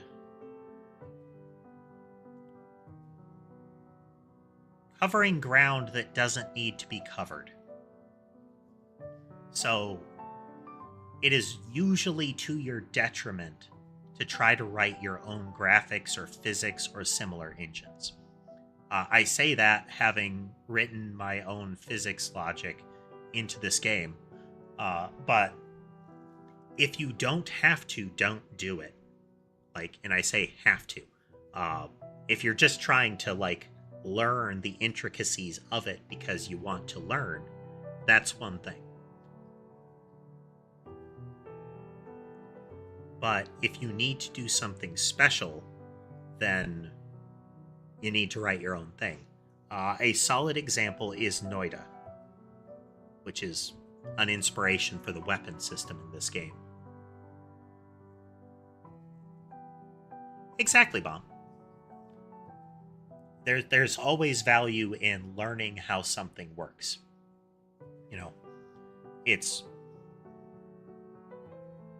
You never want to write your own hash map or similar, but it's useful to know how a hash map generally works and why it's a good choice for particular things. That's always good knowledge.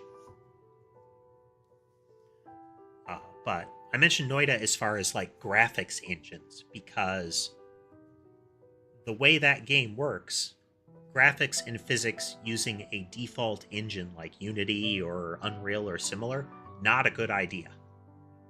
Because with that game, it had to do constant tracking of the collision of every pixel in the game. The type and impact of every pixel had to be calculated as efficiently as possible. So using a traditional, using Unity, Godot's physics engine, whatever, that would be a nightmare. I can tell you definitely they have C++ under the hood. That is the layer that the Lua scripting, the surface level paint of Noida is written in. There is C under the hood, and that makes sense because they're doing sorcery.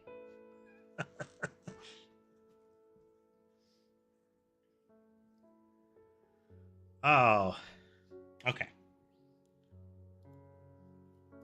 So we need to...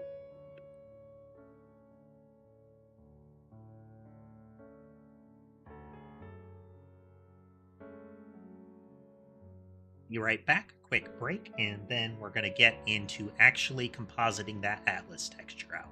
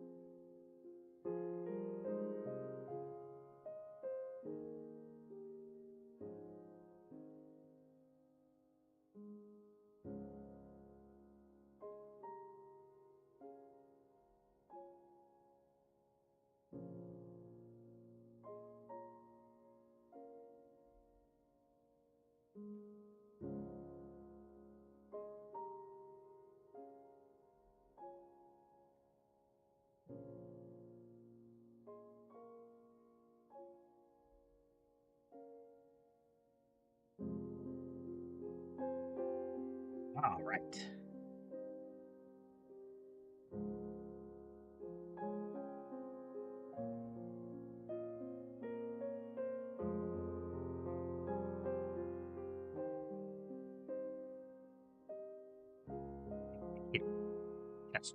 Just scratches there for a moment.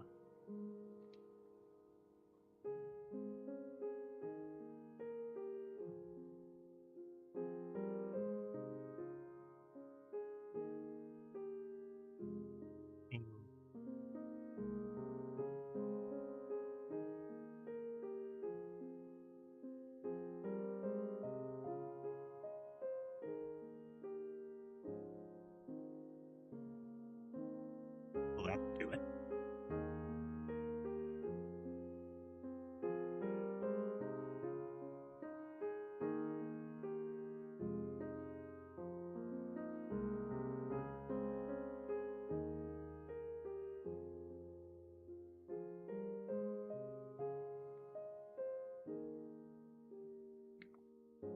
There we go.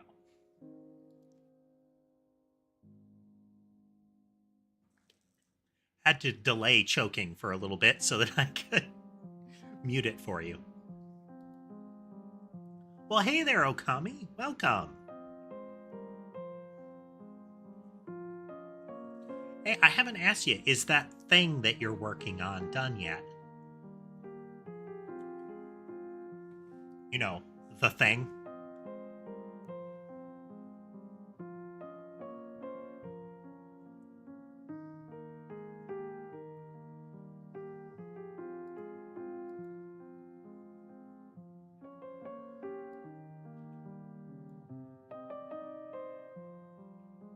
Ooh, looking forward to that then.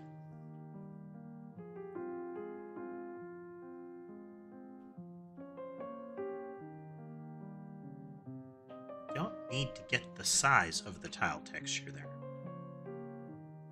because we know they're all the same.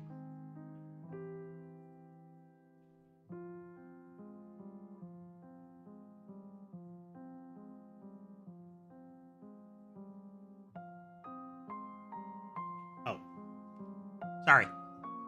Thank you.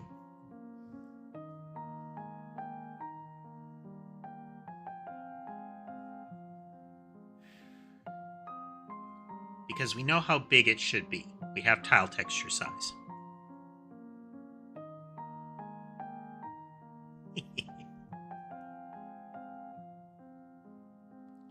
Well, here, Okami, since you haven't seen him in a bit.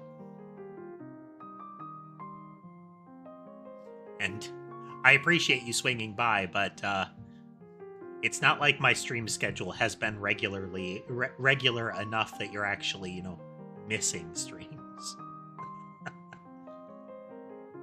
Well, come on, camera. I know you're working. You gotta be like this. Camera 7 is usually reliable.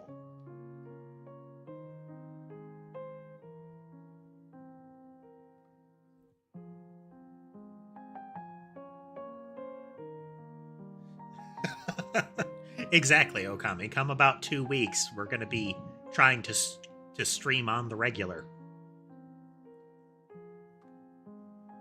Should force it. Someday, I will replace my camera array, but later and with funding.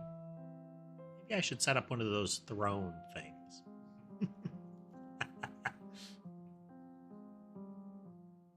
Yeah, look at them.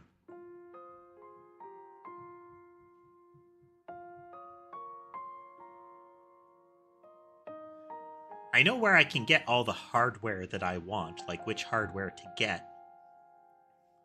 Well, here, let me. You can see part of her.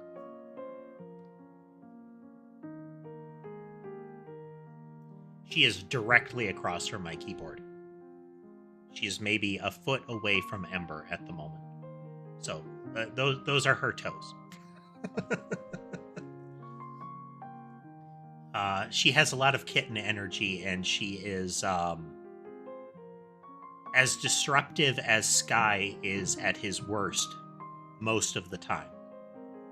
So I need to hide wires, that kind of thing, from her.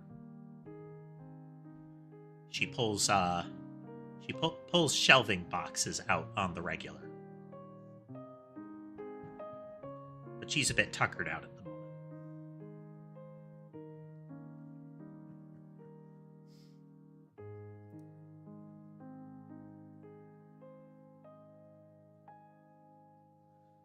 Yeah. In general, she's what I would call an arm's length cat. She is nearby all the time.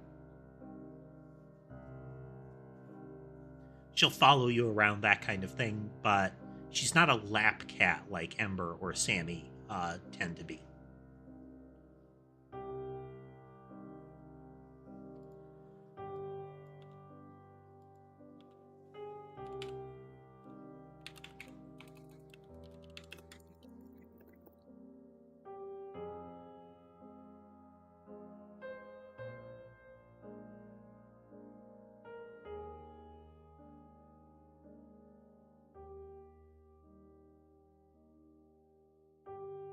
Okay, we have a...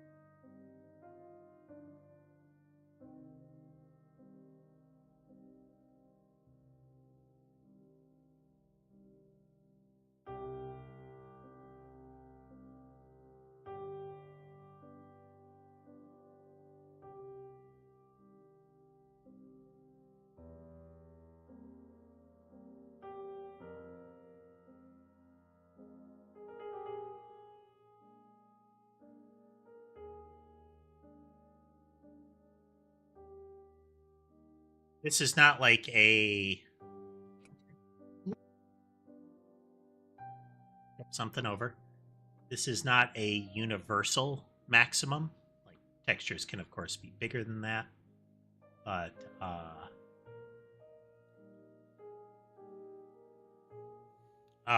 it's the largest texture that you can load into a shader in pixels.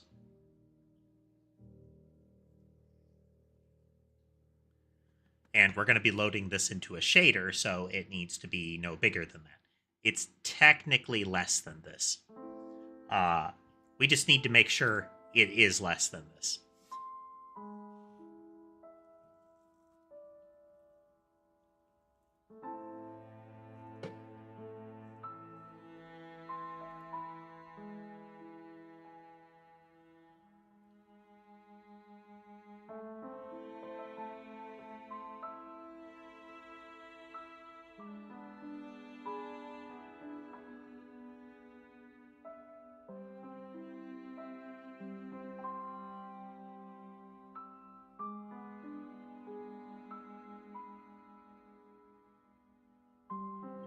To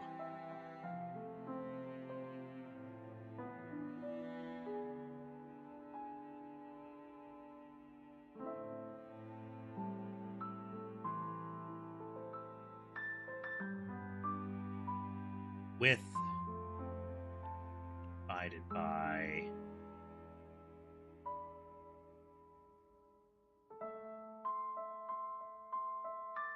texture size dot x.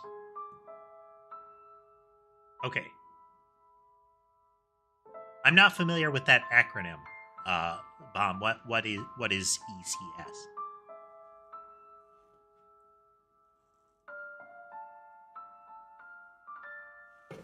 Acronyms in programming can be tricky. Entity Component System. I'm not familiar with it. I'm not familiar with what that would be.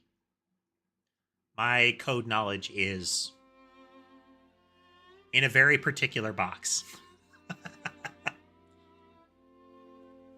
I have run into like systems and coding patterns, and I don't know what they're called.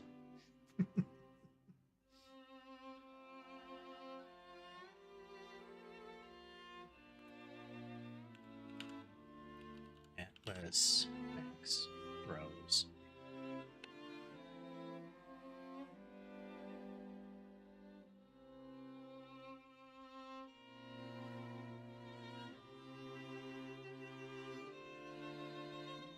Oh, I mean, you can.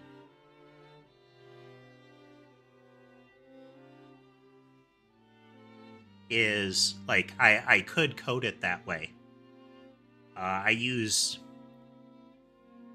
have a bit of a factory kind of model going on in some of the cases, that kind of thing. I have what I call services, which are my effectively global static entities. But for the most part, I use a lot of object-oriented. I try to find the balance between encapsulation and practicality. Like, go up to services here. These are all things that just about everything might need access to. Like, catalog, pretty much everything needs access to. So it lives in this static services object. It gets manipulated as the code loads up, but this one stays constant for the most part throughout the run of the program. These get refreshed every time you start a new game. Pretty much everything after catalog gets refreshed each game. But it gives everything the ability to interact with the core systems that I need without it being... Like, I could put them in a library, but this is the part that is relevant here, is by creating these packages, I can actually define what all of these get loaded as.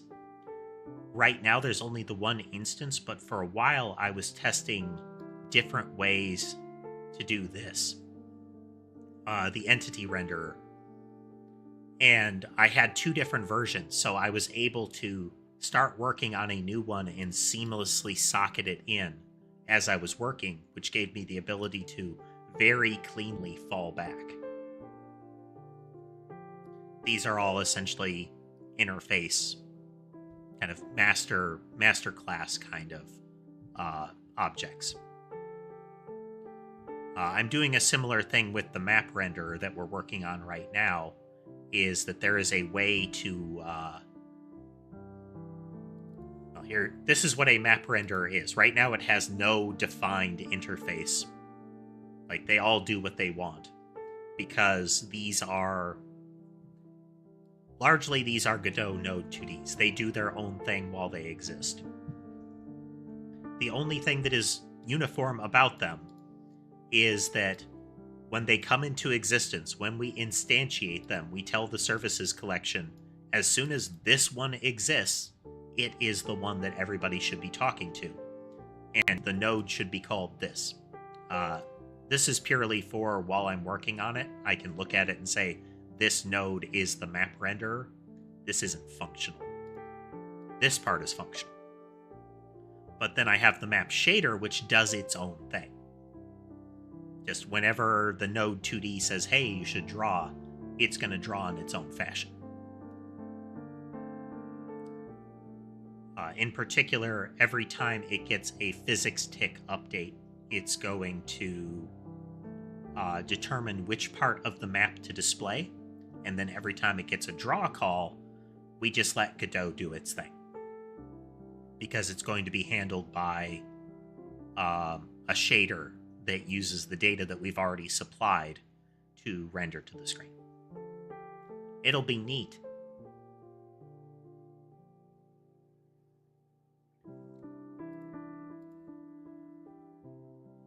Okay, so this is us determining how big the atlas should be. So now we're going to be dipping into our sample code here.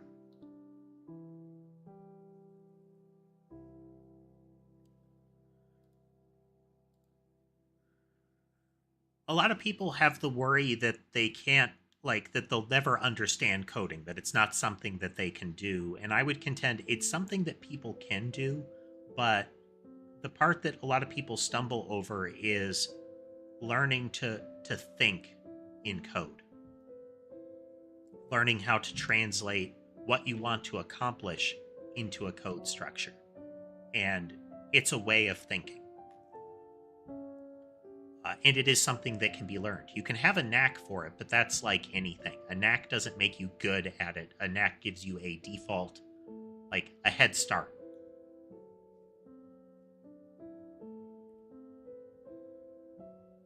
Okay, where are we creating that so I can get the syntax? Nope.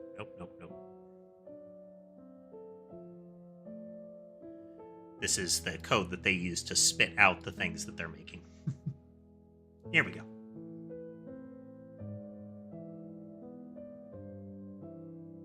I don't get that at all, driver. You will have to clarify.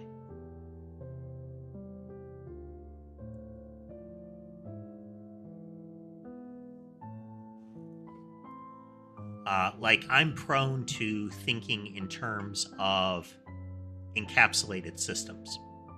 You know, this is a thing that does this, and it talks to things that do these things, and it's managed by things that do these things. Because I'm not doing, like, this isn't a professional project that I have done multiple, that I have multiple of them in my background already, I'm currently not handling this as I would if I was really... Like, if I was running a game studio, even if it was just me, and I had already done this kind of thing and I wanted to make new products, like fire them out, there would be things like design documents and milestones. It all lives in my head. All of these structures and ideas I keep in the air in my brain. And I would advise against that very strongly. But it's what we're doing, so excitement. Okay, okay, we should do that.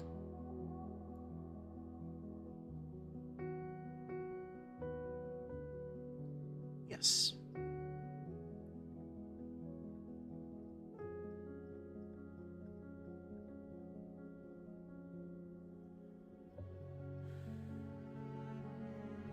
Why are they doing 16F?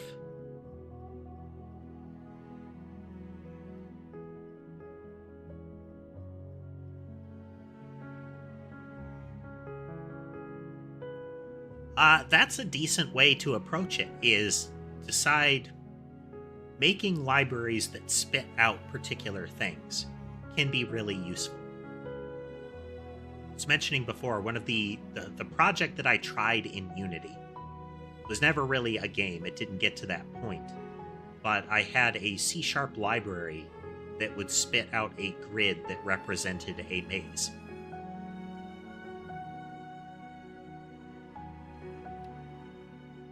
So the idea was that, hey, I will take the array that results from this and then render it in Unity. I could use it for game logic, that kind of thing.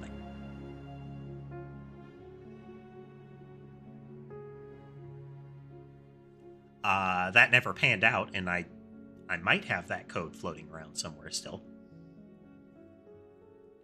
But approaching things in modules, things that you could reuse, not a bad idea.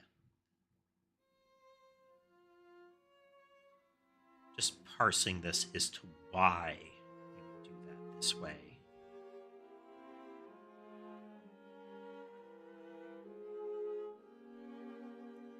I mean, I should round up. No, I shouldn't round up. If I run out of space, I run out of space.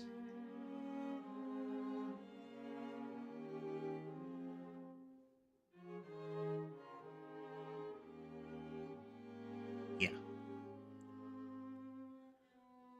But we're going to create an image. We give it width, height, image format.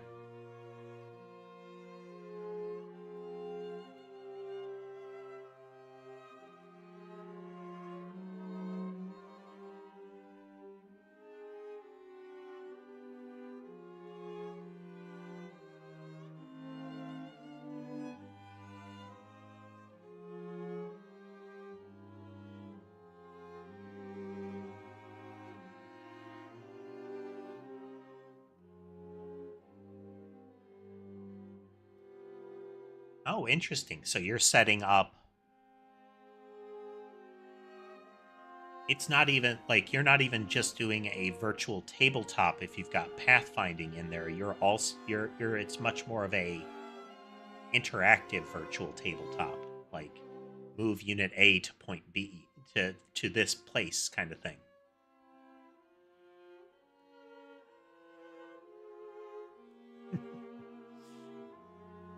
um there's a I don't know where it actually comes from, but there's an old like military adage that it's something like no plan survives contact with the enemy. And that's a good way to look at coding is design docs are not law. They're a starting point. They're kind of a declaration of intent. And sometimes you will find something doesn't work. And the utility of the design doc then becomes knowing which parts just exploded as a result of that revelation.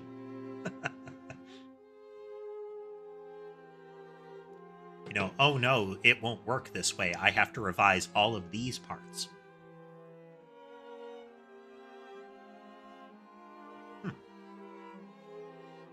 We'll be doing determining the color of a pixel very shortly. Shortly in big quotes. All right, so where we're placing a given tile is bounded by this.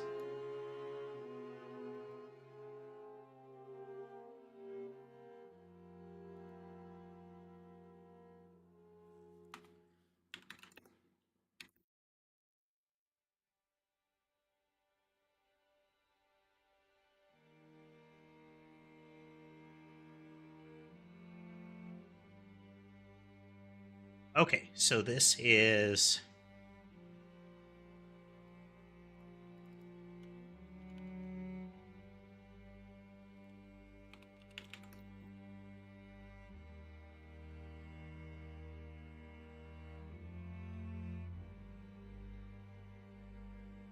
row.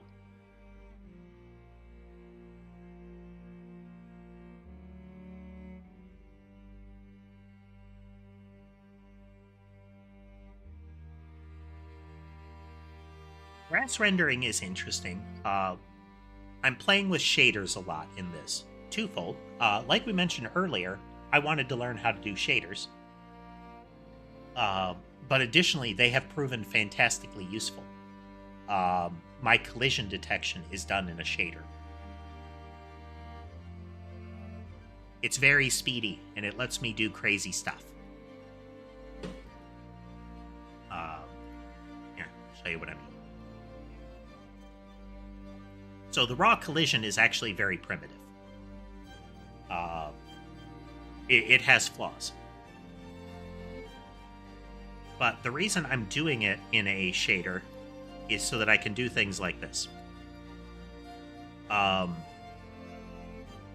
This single projectile is going to split into 3 to the 5th projectiles. They will fire every half second.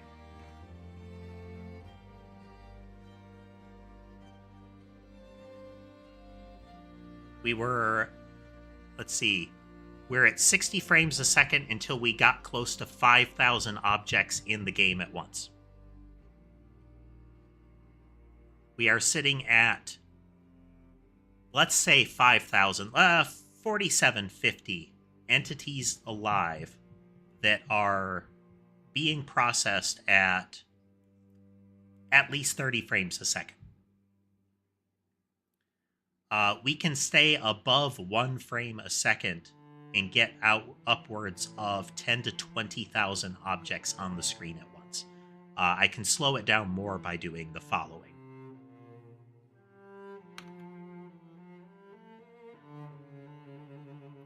You'd think it would be small, but if you look at things like other games in this genre, that's a lot of moving things on the screen. If you look at like your Metroidvanias and whatnot, there are plenty of examples of ones that 100 things that are active and moving on the screen can burden the system. Not because they're inefficient, but because the core physics and whatnot is not designed for that many things operating at once. You can get a lot of things. You could probably get, for Godot, I think we could get upwards of 1,000 using like core physics collision, that kind of stuff. But every one of these is performing right now 2 different movement calculations and can collide with other stuff. So we're constantly having to check for collision for every one of these. Yeah, you will eventually hit low frames per second. Now, we want the numbers to be very, very big because I want to get the sort of spectacle you could get out of the really cool stuff in Noida. Like the really neat, the entire screen is full of things that are going to explode into other things kind of stuff. If for no other reason than I want to recreate the experience that we would call seconds per frame, and if we were really doing it well, minutes per frame. Where we would tax the game so much because of the spectacle that was happening. I don't want the game to run like that constantly. Yeah. We had at least one situation in Noida where it took us... I think there were moments where it was something like 3 minutes to a frame, and the damage that we did as a result of that was in the quintillions. But if I cut it down to they're just spiraling, so let's let a bunch of these die off.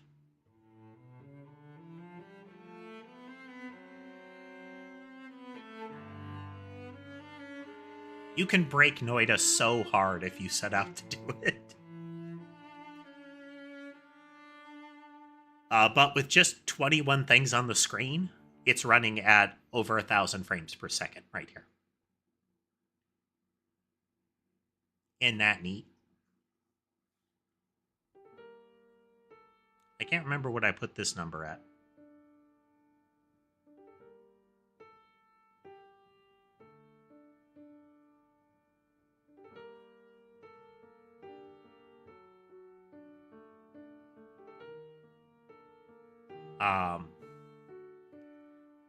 Eventually, one of the big things we did on our stream was we made a mod that was for the community. So there was piles of custom stuff, and one of the aspects was we played the base game essentially. Like I didn't try to do any of the crazy lore stuff that is in that game. That is like, hey, or the let's see how long we can run the game for kind of stuff. It was entirely get to the bottom, kill Comey. And we made it so every time we did that, we automatically moved to the beginning and triggered a new game. Over and over and over with the difficulty bumping each time. Not an actual new game plus restart, but a take what you have and begin again. As soon as Comey died. So the core concept of it was stress test. How awesome can you become? Very much like New Game Plus. Because eventually you would stack up perks and super wands and whatnot. Things that the community could do. A lot of times it devolved into a subset of people in the streams trying to kill me with orbital strikes. I became very adept at chatting while sidestepping and dodging projectiles as beams of light sheared the map in half.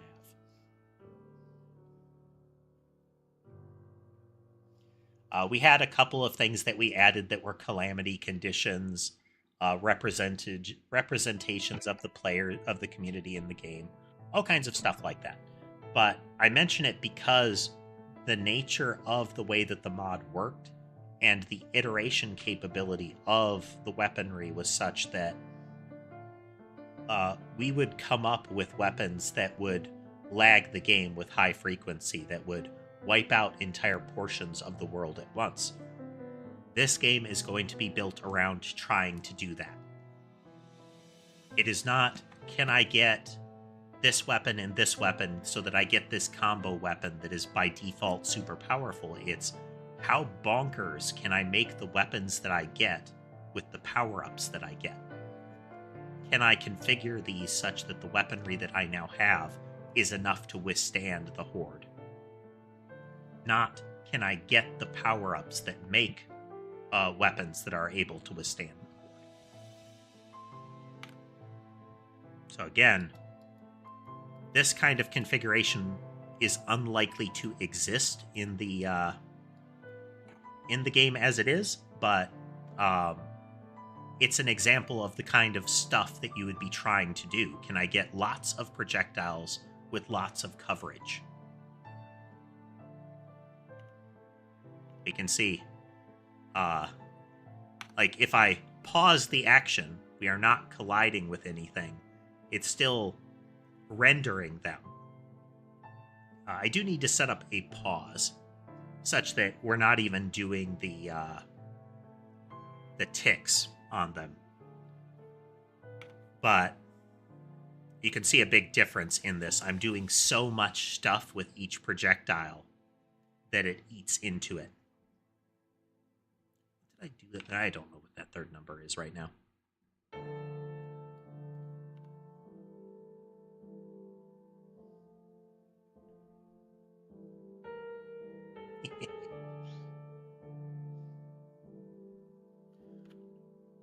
But yeah, we want to have that idea. These are very primitive interactions that we're doing right now. These are not meant to be the kind of power-ups you would get. There would never be a power-up that is just, it moves in a snake pattern.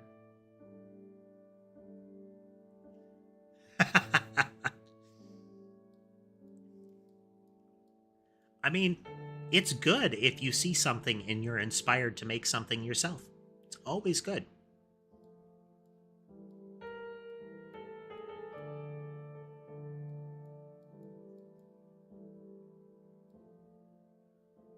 This is more akin to the sort of thing that we would see. Maybe not even that much.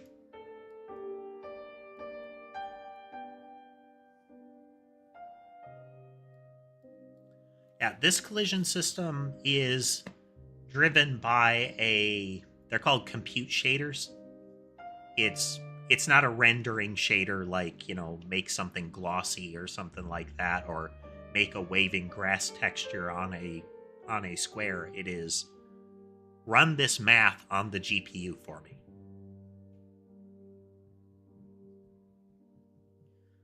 It took some getting used to get it running, but it gives us the kind of performance that lets us get away with some of this nonsense. But if you look, it goes 3 seconds later, it starts spinning. 3 seconds later, it stops spinning and moves in a snake pattern.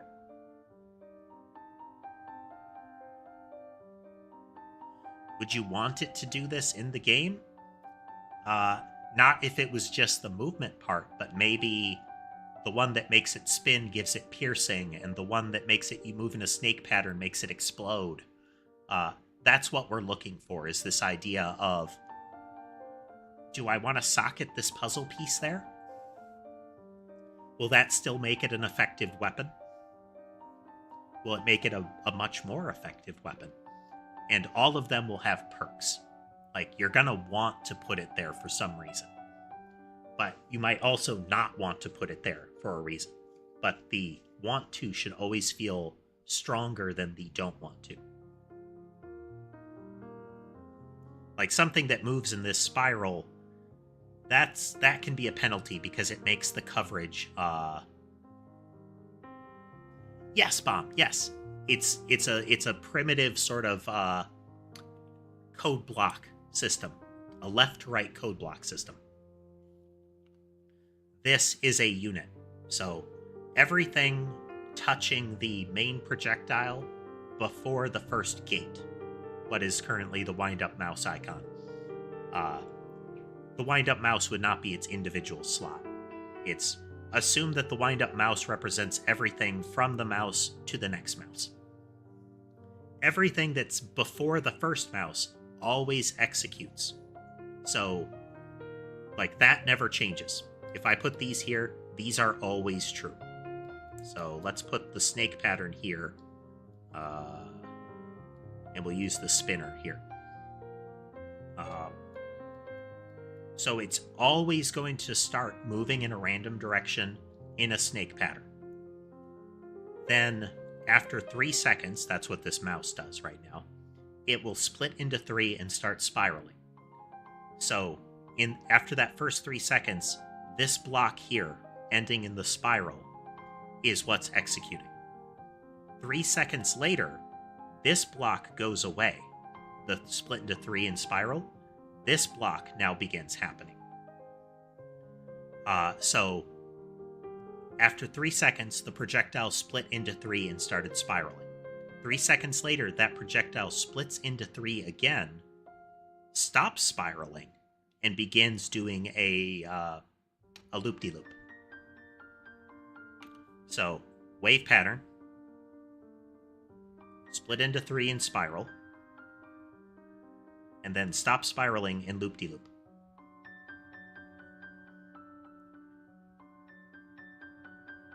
So that's the trade-off system. There are going to be some that take time. There are going to be some that have to do a thing. There are going to be some that watch for something to happen. So they've lived for so long, they hit an enemy, they bump the player after some period of time, kind of stuff.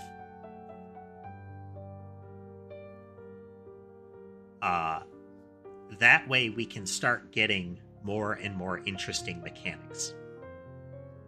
Should be neat. Yes, I can. Here. Where does it live?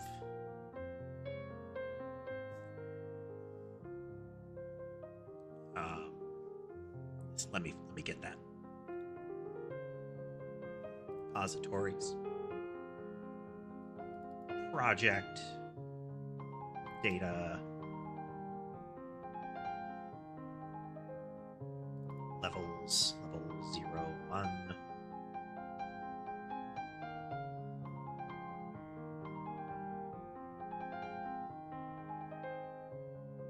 Our enemy blob around there.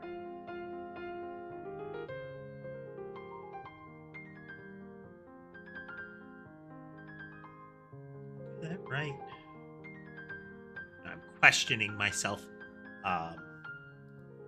I've got a bunch of JSON objects that represent how the spawning happens. I'm just trying to remember where I put all the pieces. Here we go.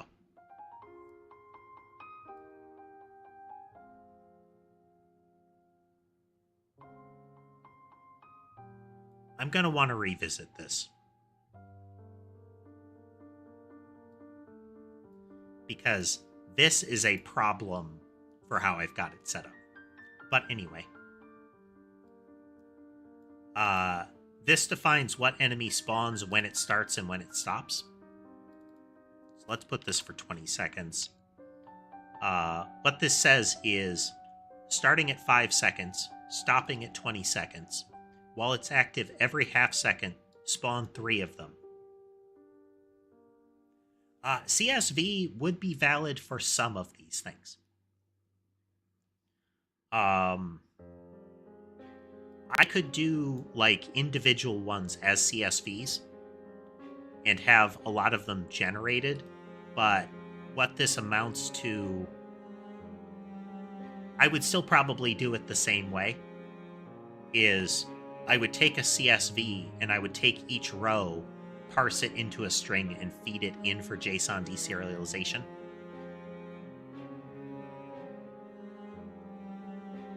Because the only complex part of the object is this, and this is a list of strings. We could parse that well enough. It'd be fiddly, but, you know.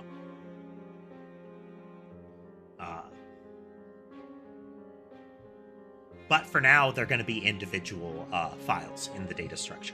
I'm doing a data structure like this, so modability is going to be pretty easy.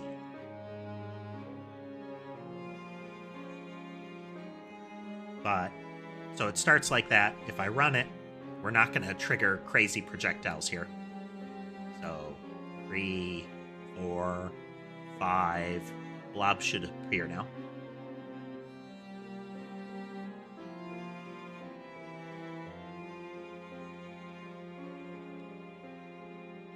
So blobs run into you, you take damage, you get pushed around a little bit.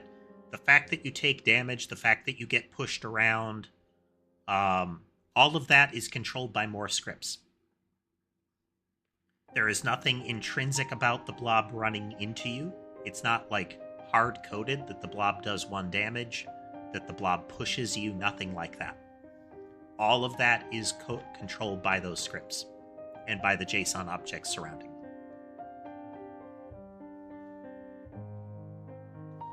There isn't collision between the blobs. I do want to have some sort of like flocking behavior so they don't just stack. Well, that's not supposed to happen. Oh, no, the blobs are gone. The player technically still exists. Not in a real sense, they can't be collided with anymore. The entity that represents them is gone. But the weapons are actually independent of the player itself. So once all of the blobs were killed off, they stopped spawning. There were no more. The projectiles overwhelmed them. So now there are no blobs and the projectiles are spawning.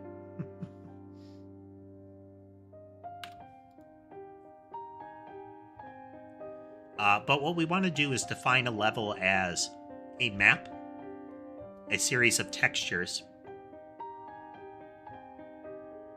Oh, because the player that I'm talking about is the representation of the player in the world. So that is their hitbox, their sprite, how it's animating, that kind of thing. But that's not the actual player. The actual player is the data structure hovering separately in the game. The weapons are controlled by essentially the player weapon controller, more or less. It's the player inventory object. When it's actually done, if the player goes away, that will raise an event that stops all of the other stuff. Like, the weapon controller will know, hey, the player is gone. The player is dead. Don't bother anymore. That kind of thing. But that's not wired up yet. An actual like game over state is not wired up yet. Could I? Yes, absolutely. But we're just setting up background right now. Theoretically, we're doing that. The title of the stream implies that we're doing that right now. We are very slowly. You will find that I get distracted by other bits of code and conversation frequently. And I have had operations completely derailed by a sudden urge to completely refactor something. I've been restraining that urge lately. But that urge is why we are no longer using purely GD script. We are using C# almost entirely and a lot of shaders. Don't worry about it, Bomb. That's half the fun of the stream, is having these sort of conversations. Whether it be about the code or a game or something like that.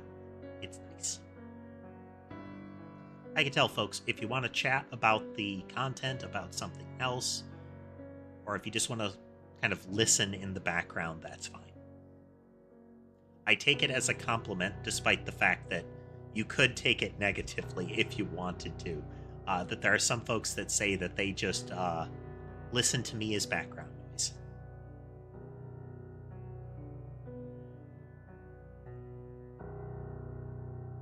Yeah, every now and then you'll hear me kind of do some affirmations or similar that it's no, this is good enough. It's good enough. Because the urge to hyper optimize is there. I will say, in this kind of game especially, having your eye fixed heavily on performance is important. A game I was recently playing a lot of is Brotato, and it is a small arena game of this nature. It is very Vampire Survivors, collect weapons, fight the horde, dodge, don't get hit kind of stuff.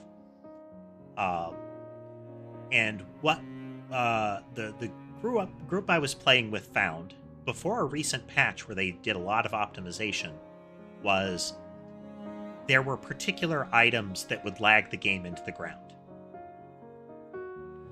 It was essentially, there's a point at which there are so many entities interacting on the screen that you would crash the game. Like, you could reach a point where the game just blows up.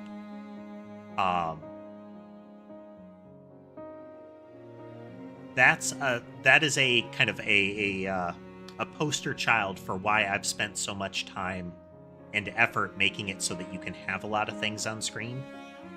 20,000, like right now the system is set to cap at 24,000. There's nothing that says it has to be just 24,000. Because we're already distracted, let's roll. Let's see here. Player, not player. Where's the loadout files? This is player loadout. Yeah, okay. Nope.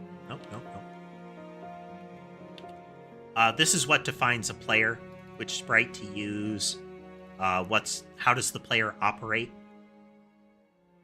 It's a entity, so we're telling it it's type player. And because it's type player, we have a concept of a loadout. This is where all those items in the inventory come from. Load this weapon. Load these behavior items. In Vampire Survivors term, this is the weapon you start with. And this is where these are your base stats. That sort of thing.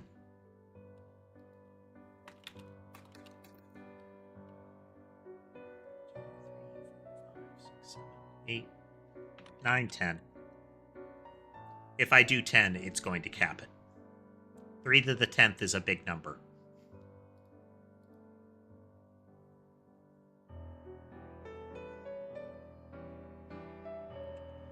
Now, if it caps the number of entities, the performance will be deceptive because there will be periods of time where no entities can spawn. I want to make the max entity number very, very big, such that it's unlikely that we will reach it, but that if we do reach it, we don't crash the game. That is the balancing act. But now we have 10 split into 3s to play with.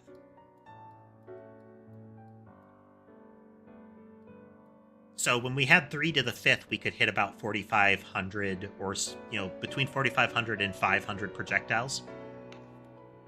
Here's 3 to the 6th.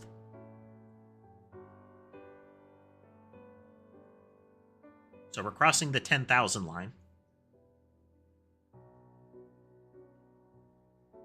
We can see that it's really choppy, but we're still getting 6 frames a second. We're at about 14,000 entities. Let's make them spiral. Spiral is expensive. There's a lot of spatial math that goes into the spiral.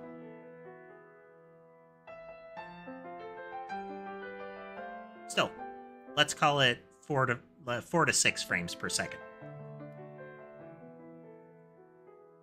Okay. To the 7th. This should hit cap.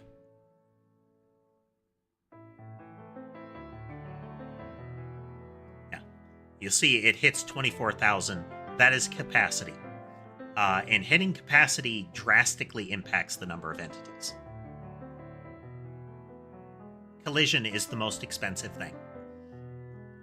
So what's happening is on the GPU, If I was doing collision inside of Godot in any way, I could not have this many things.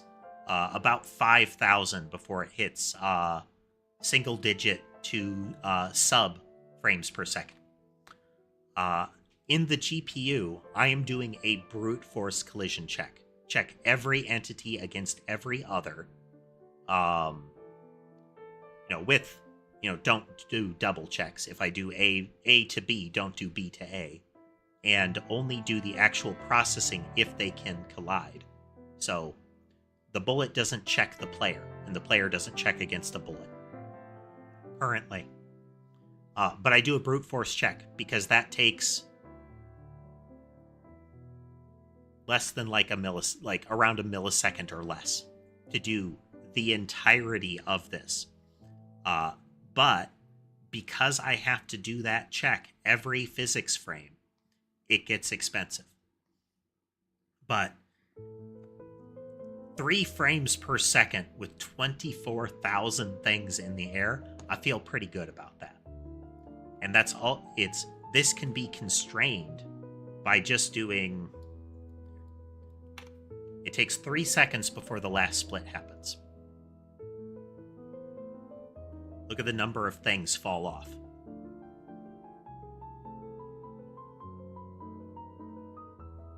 We still hit that number, but it takes longer.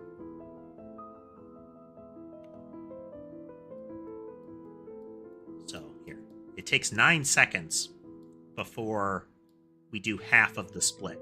We're going to do 3 to the 6th.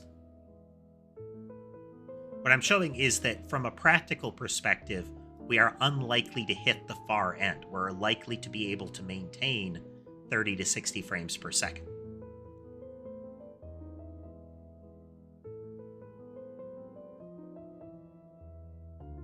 It doesn't look like there's a lot of things on the screen right now because the fan-out logic is allows for overlap. I can change that such that I think it would be less overlappy. Let's do that real quick. Because I'm distracted.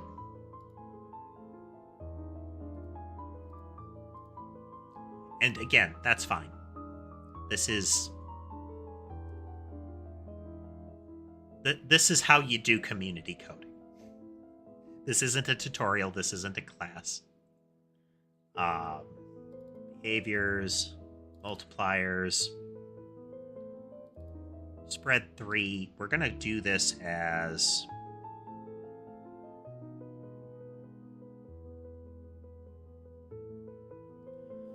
will this work? Let's try it.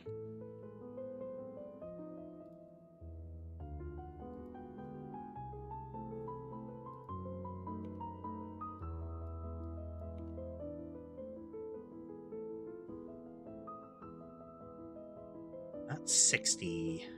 How about 83? I want it to be a weird number. We need it to be a weird number.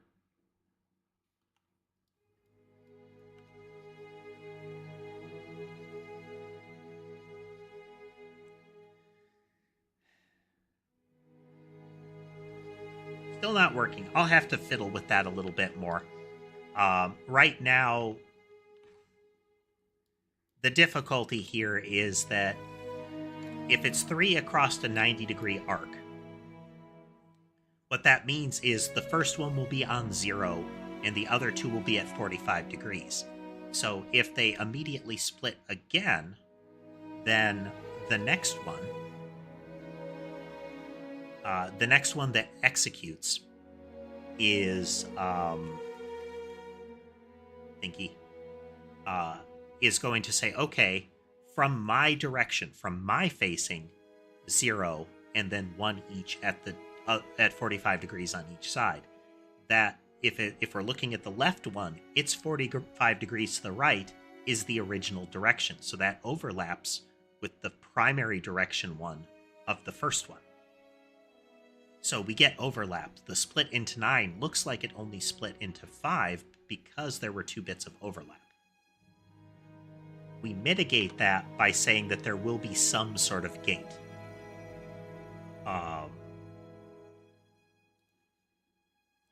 It could even just be like half a second kind of thing. But split into 3, wait, split into 3. So split, wait, split looks more like something is working correctly than if I try to split into 9 by stacking 2 of them next to each other. We can make that look a little more graceful. It's not a behavior, it's a gate. Gate weight 3, if we change that to 0.5. Let me tell you, the JSON makes this much less insane.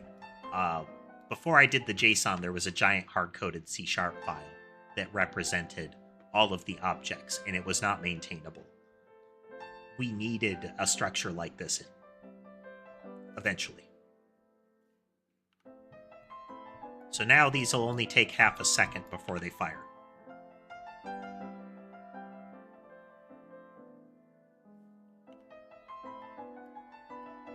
And you can see this looks more natural.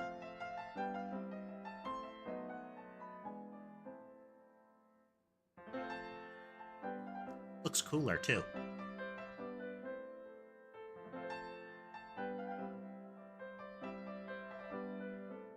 Isn't that neat? Let's make them wiggly.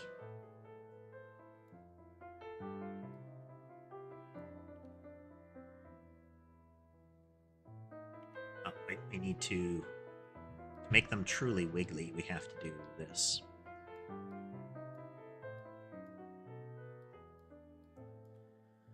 So again, how I've moved this is all of these delays are happening by putting this one over here in this first block. It means that the wave pattern will always happen. If I put it in one of the later blocks, it will only happen while that block is active. Anything before another gate, before any gates happen, is rolled into the base behavior of the projectile. Okay, this isn't wave, this is zigzag, but it's very similar. Now we got a real fractal thing going on here.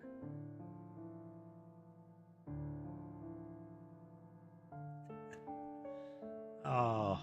You can get some real neat hypnotic patterns. So, getting a weapon to this place, like getting upgrades to be able to do something like this, would be imposing. Yeah, this is about 1,400 bullets on screen. But that gives you an idea why I'm saying that 15 to getting up to 20,000 objects while still maintaining frames per second. That's a lot of things. That's a lot of projectiles. If you obtain that, you win. Like, it is going to be hard to lose if you're able to sustain that sort of firepower. But these split into 3s, those are going to be expensive upgrades. Anything that is a, we're going to call it a force multiplier, is, are going to have trade-offs.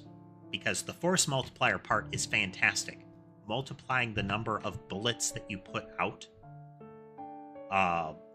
is very potent. It's suddenly every bullet can hit 2 things. You've doubled your offense. So those will always have a trade-off. Those will always be paired with a gate. Because otherwise you get into circumstances where you always pick these. Like, you'll only ever use the split ones. And the game will bog down super fast. I want to have fantastical power curves, because then I can make it so that even if the game only runs for like 15 minutes at a full run, I can make it so that it's okay if I throw the entire arsenal at you very smoothly. Because the goal is to just wreck shop, you know?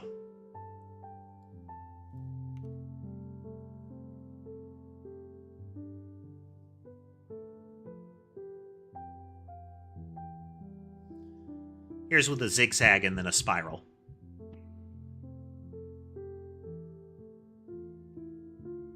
It's invisible. It's not in the power-up list, but they emit in a random direction. That is not required. That is baked, but that is baked into the yarn ball. Its base behavior is emit in a random direction and move in a straight line. That means that everything that follows gets dragged along that straight line.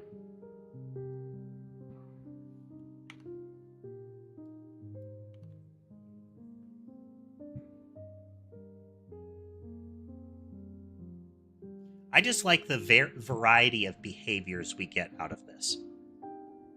I mean, like I said, it's zigzag movement, and then this is spiral in. So it's loop-de-loops, but they're loop-de-loops that are going on like a Z pattern, following a straight line, being split apart numerous times. So what we're going to do instead is we're going to say, this is a Z pattern that follows a loop-de-loop pattern.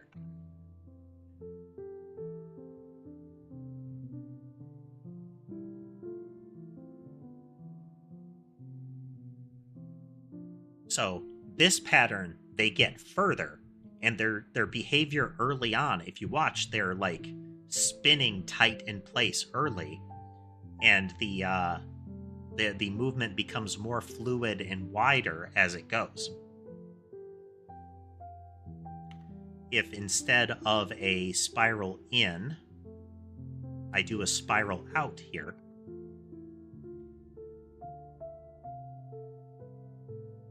now it's a Z pattern that follows a spiral out. It looks very similar on the outside, but on the inside we have this difference.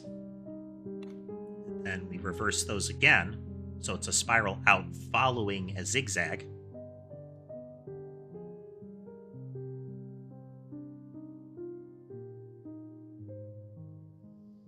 Again, very different behaviors.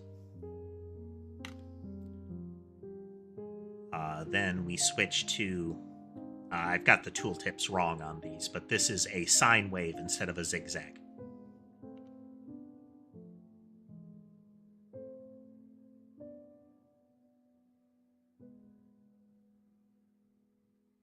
Just really different behaviors, which will make it so that I can incorporate some of those.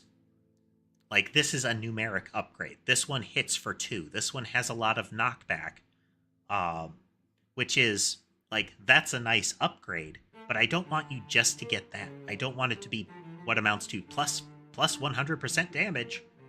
It hits harder, it moves slower, and it moves in an arc or something like that. So I've got this whole package, and it's like, ooh, can I make that work? And not only can I make that work, which one do I apply it to? Do I apply it to the one that moves in a straight line? Do I apply it to the one that's homing shot? Because this is being applied to something that moves in a straight line that is randomly determined. If I applied these behaviors to one that homes in, what you would see is that the homing behavior fights with the movement behavior. I think I've got that wired in. We're going to go a little bit longer, quick break, and then I'll show you move to cursor. Move to cursor is expensive because of what it has to do, but it'll demonstrate something.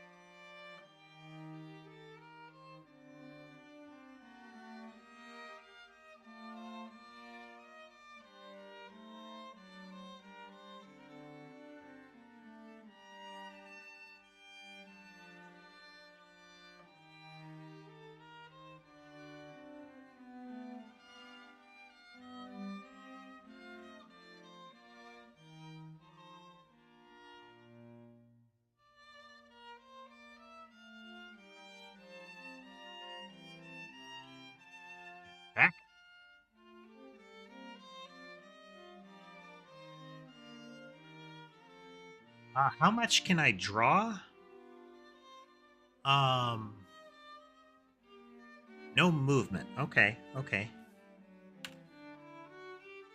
What if... Hello, Ember. Hello. What am I going to do? Let's put the timer gate back to 3. Spread is back where it was. Okay. So we are going to use... We're going to do a couple of things to accomplish that. We're going to go into our entity. We have bullet yarn.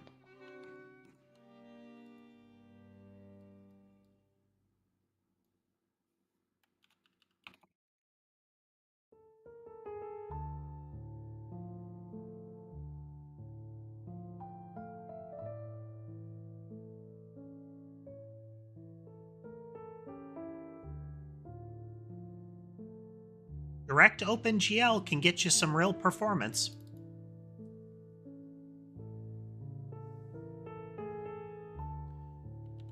Okay, so this is using group yarn ball as a behavior.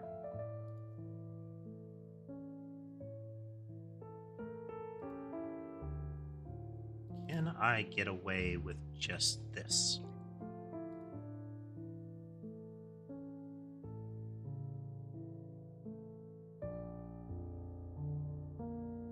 So need an item.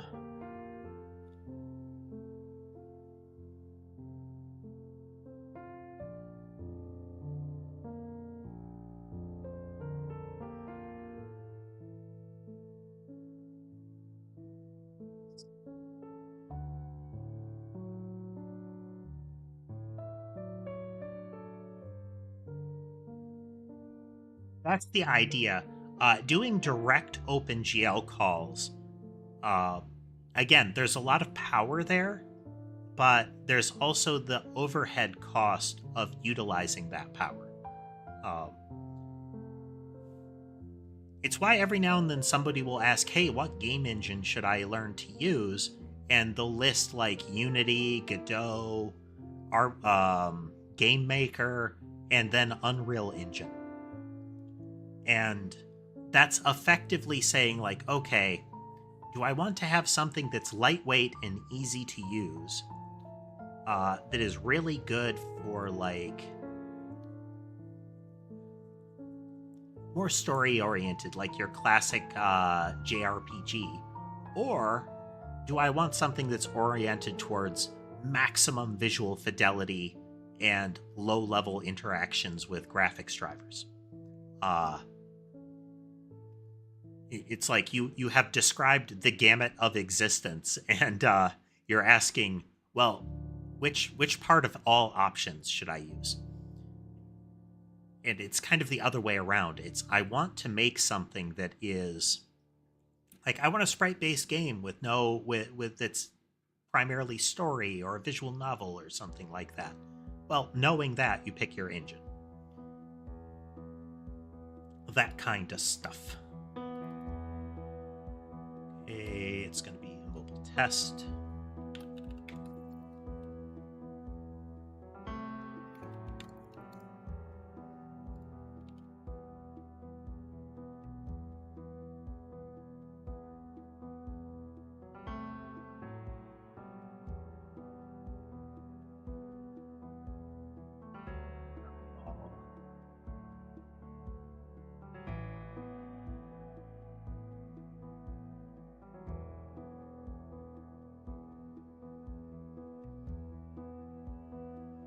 Okay, every half second it will spawn one of them on the player.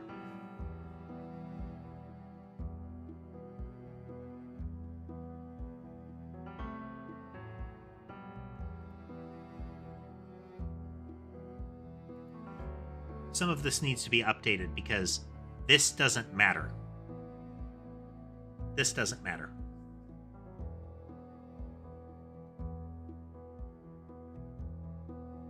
Yep.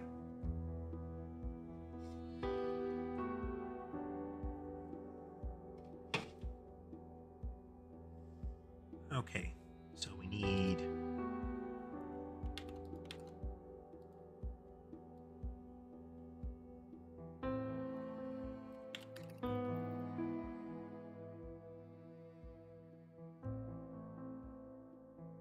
our immobile test.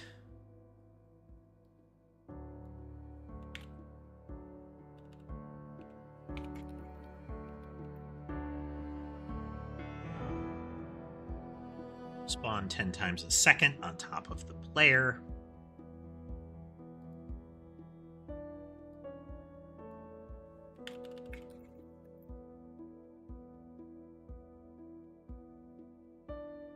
Bullet immobile test has no default. We're going to see if this works. I don't remember if it's going to balk at that.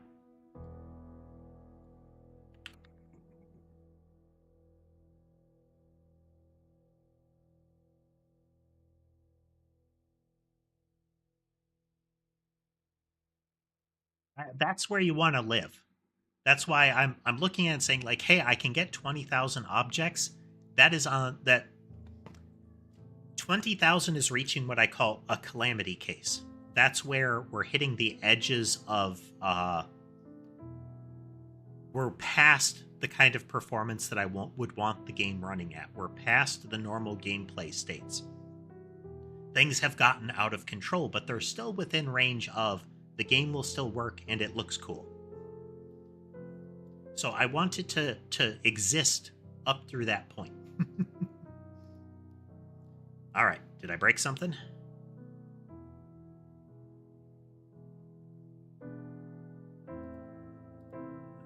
Okay, this is...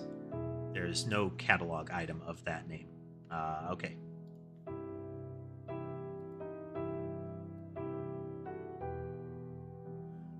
They're just circles.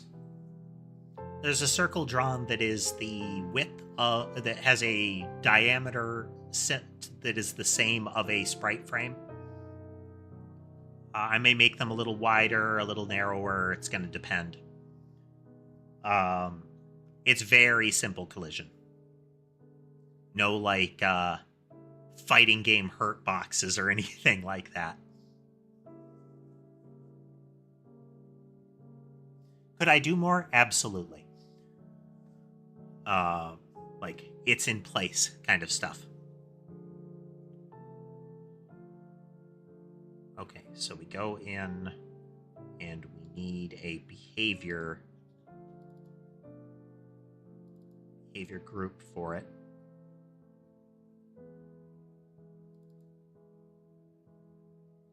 So this is base enemy behavior. So instead, what we're going to do, we'll copy one of these.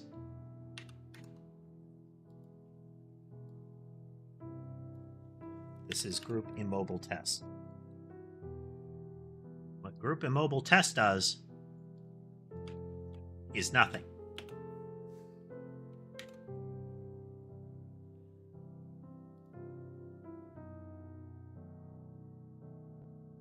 Item immobile test. Bullet immobile test has called group.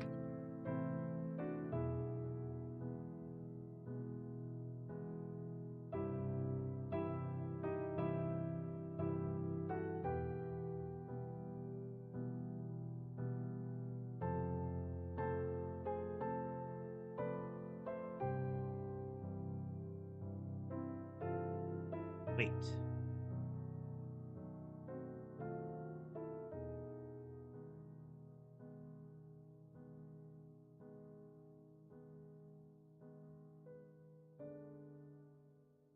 Things are going great, Diminished. Thanks for swinging by.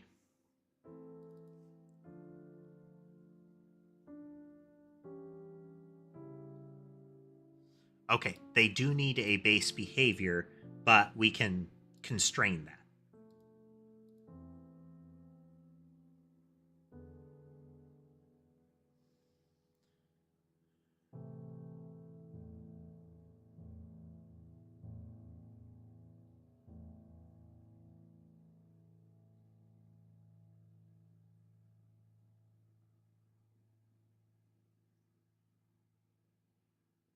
Group immobile test should have been loaded.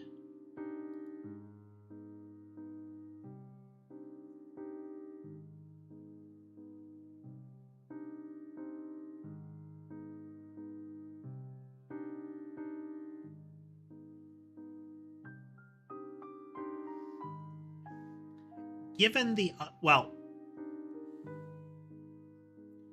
the easiest way to get the basics of Godot, like the way that the games are structured and how they interact with the engine, is to start with GDScript. I would suggest that when you download it, just get the mono version. It doesn't change the base version in any way. It just lets you use C# libraries as well. Like you can add those into the project. This start in Godot thing is configuration that I found that lets me launch it into Godot from Visual Studio so that I can use Visual Studio debugging for the C# code, and I can run it through Godot for all of the Godot stuff. Since there are 2 levels of error detection going on. But then try it with some GDScript, get used to it, and then you can decide, is what I am making complex enough that I need to get into the C# layer, which is computationally way faster, or noticeably faster, or is the Godot level sufficient? Because if you're interacting with just basic Godot stuff, that's plenty fast. Like if I want to use default Godot collision detection and default Godot like sprite rendering, you might as well do that directly in the engine. But the more complexity you add, the more custom stuff you add, the further away from the GDScript side you get, and the more likely you'll drift into the C# side. But learning the entity tree or the node tree, those kind of things, learning that is easier if you're doing it in the Godot editor directly.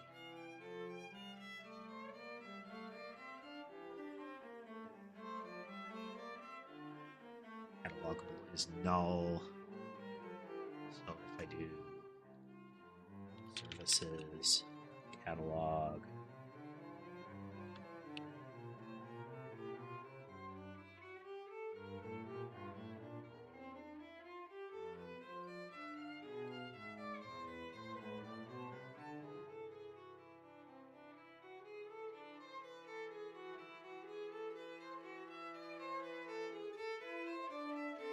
yeah. Nothing that stops you from doing both, like I said. But again, I would suggest build your tree. Learn the tree in the Godot side. Learn what all the objects are. The basic objects are there, even if you still do C# scripting. So, for example, all of my services have a scene associated with them. So the entity mesh renderer is a node 2D that has an attached script, and that script is the C# class. It extends entity renderer. Entity renderer is a node 2D. So the whole reason that this exists is so that I can put it in a resource file for Godot to load. But all of the logic of when to put that node there, where to put that node, that kind of thing, so that it starts getting rendered in the tree, happens in the C# side.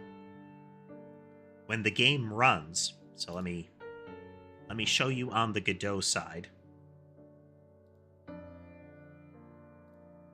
So we'll run it through the actual Godot engine. The Godot engine editor. So I'm at the start screen. I flip over here. This is remote. This is showing me the node tree that exists in the game currently. This is core. It has color rectangle. This is center of the screen. It's there for testing purposes. I'm sorry, this is a red dot that sits at 0, 0.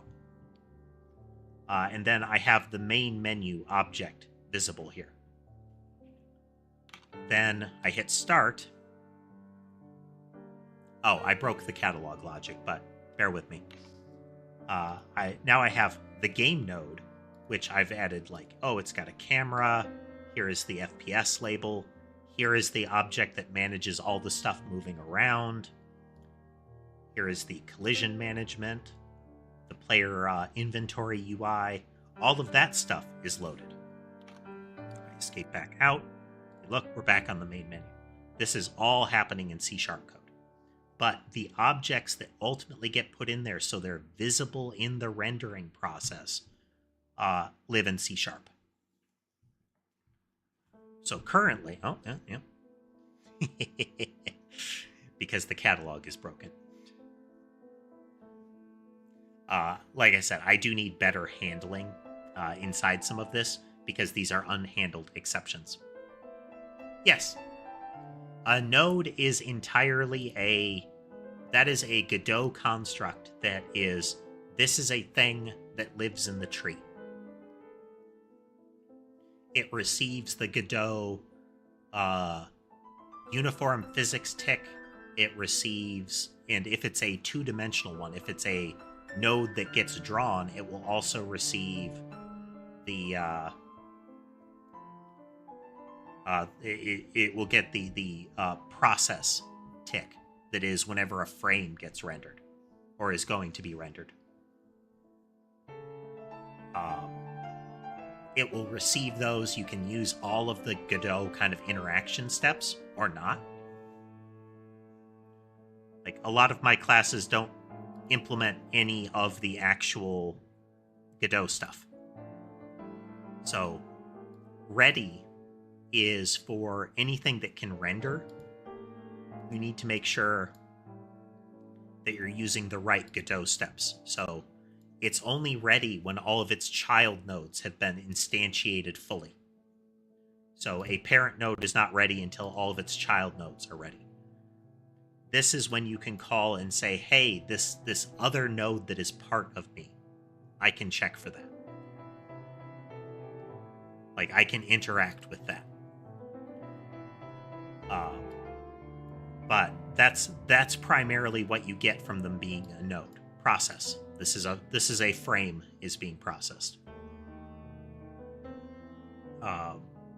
There's one that I use in a lot of places that is it's our entity manager, base entity manager. Here we go. So this one uses update. Update is not part of Godot. This is not the physics tick. Well, okay, technically. But this is something that I call from the game object during the physics process here. The reason that I do this is I have a master flag that I can set to say, don't do anything, the game is paused. I could set this flag inside of the code that brings up the tab, and because that's set, I believe I'm doing this, is because this is set, the entity manager, the world state, the inventory, these don't do their, hey, check and see if something changes moment by moment. That's why all of the bullets stop when the menu opens. I'm not calling this. I'm not doing collision detection. Now, I'm still rendering because that loop is happening. I could do the same thing here, though, in process. Current health, which I don't need.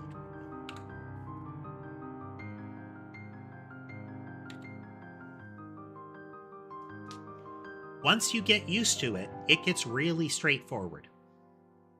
The only reason that I interact with the Godot layer is to set up the scenes so that I can load them into my resources to be used as services.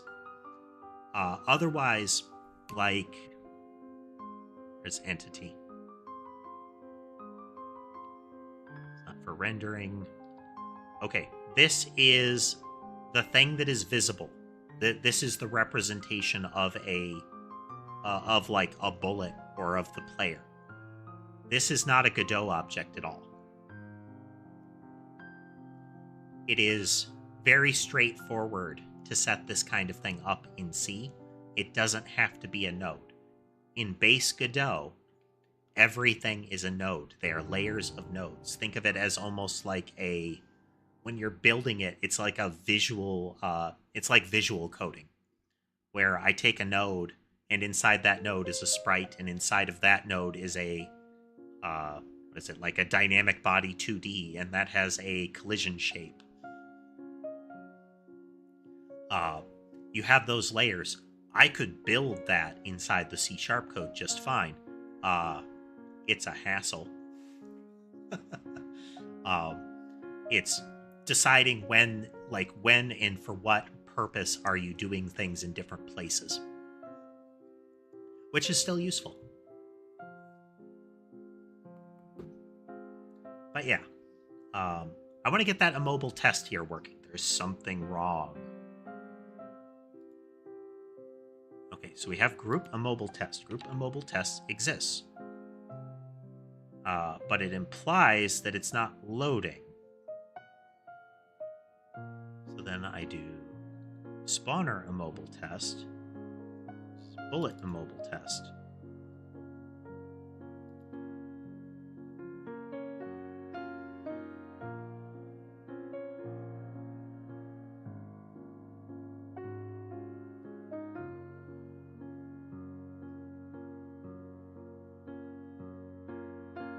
Bullet immobile test.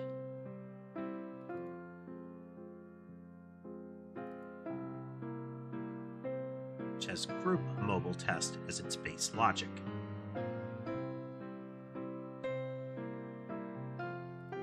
That's the one that we're not finding. No, we're not getting bullet immobile test. But how is bullet immobile test not being loaded?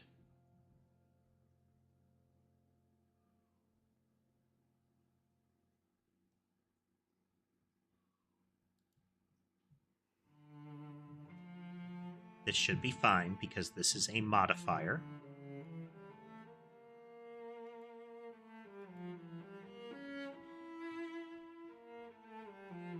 It's a spelling issue.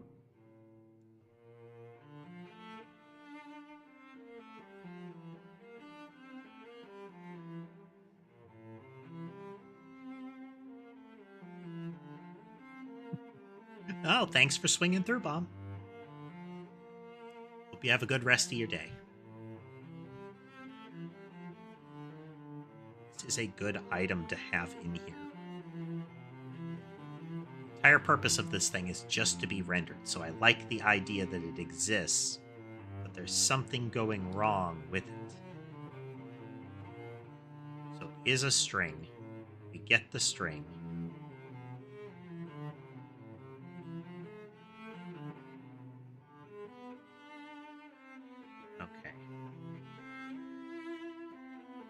Let's step back through this.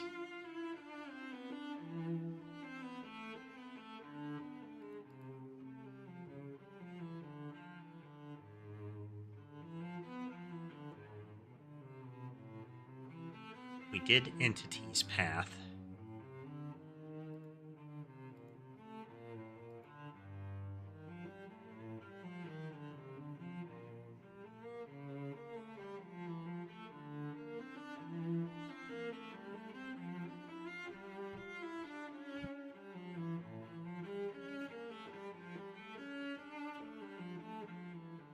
Catalogables, then an entity,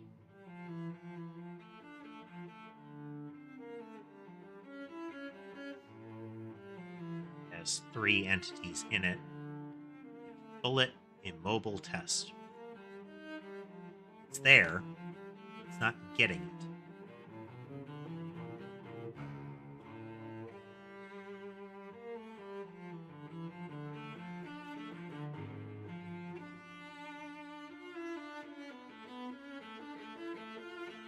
Oh. Immobile. That's not how I spelled it.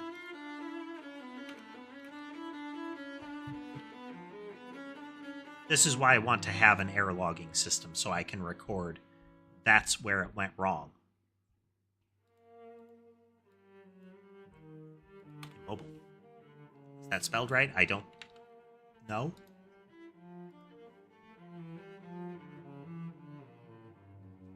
Now we're not getting test.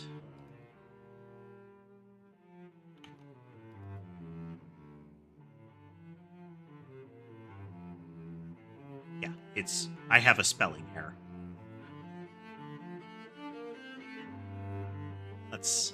Let's be consistent.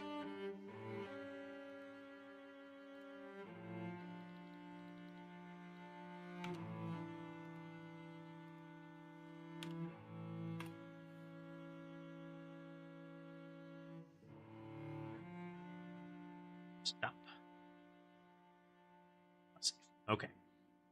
Bullet immobile test uses group immobile test, and then item immobile test, spawner immobile test, spawner mobile test. This is bullet immobile test.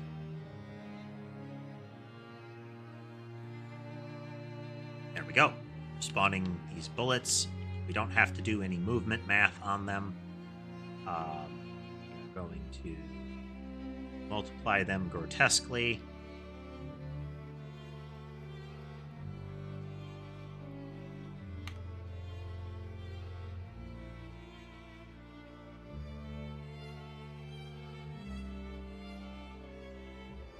So now we are just going to cut it down to rendering. I have 24,000 things on the screen at once. We're not doing any movement. We're getting about 50 to 60 frames a second. Closer to 50. Let's say 52. That's pretty good.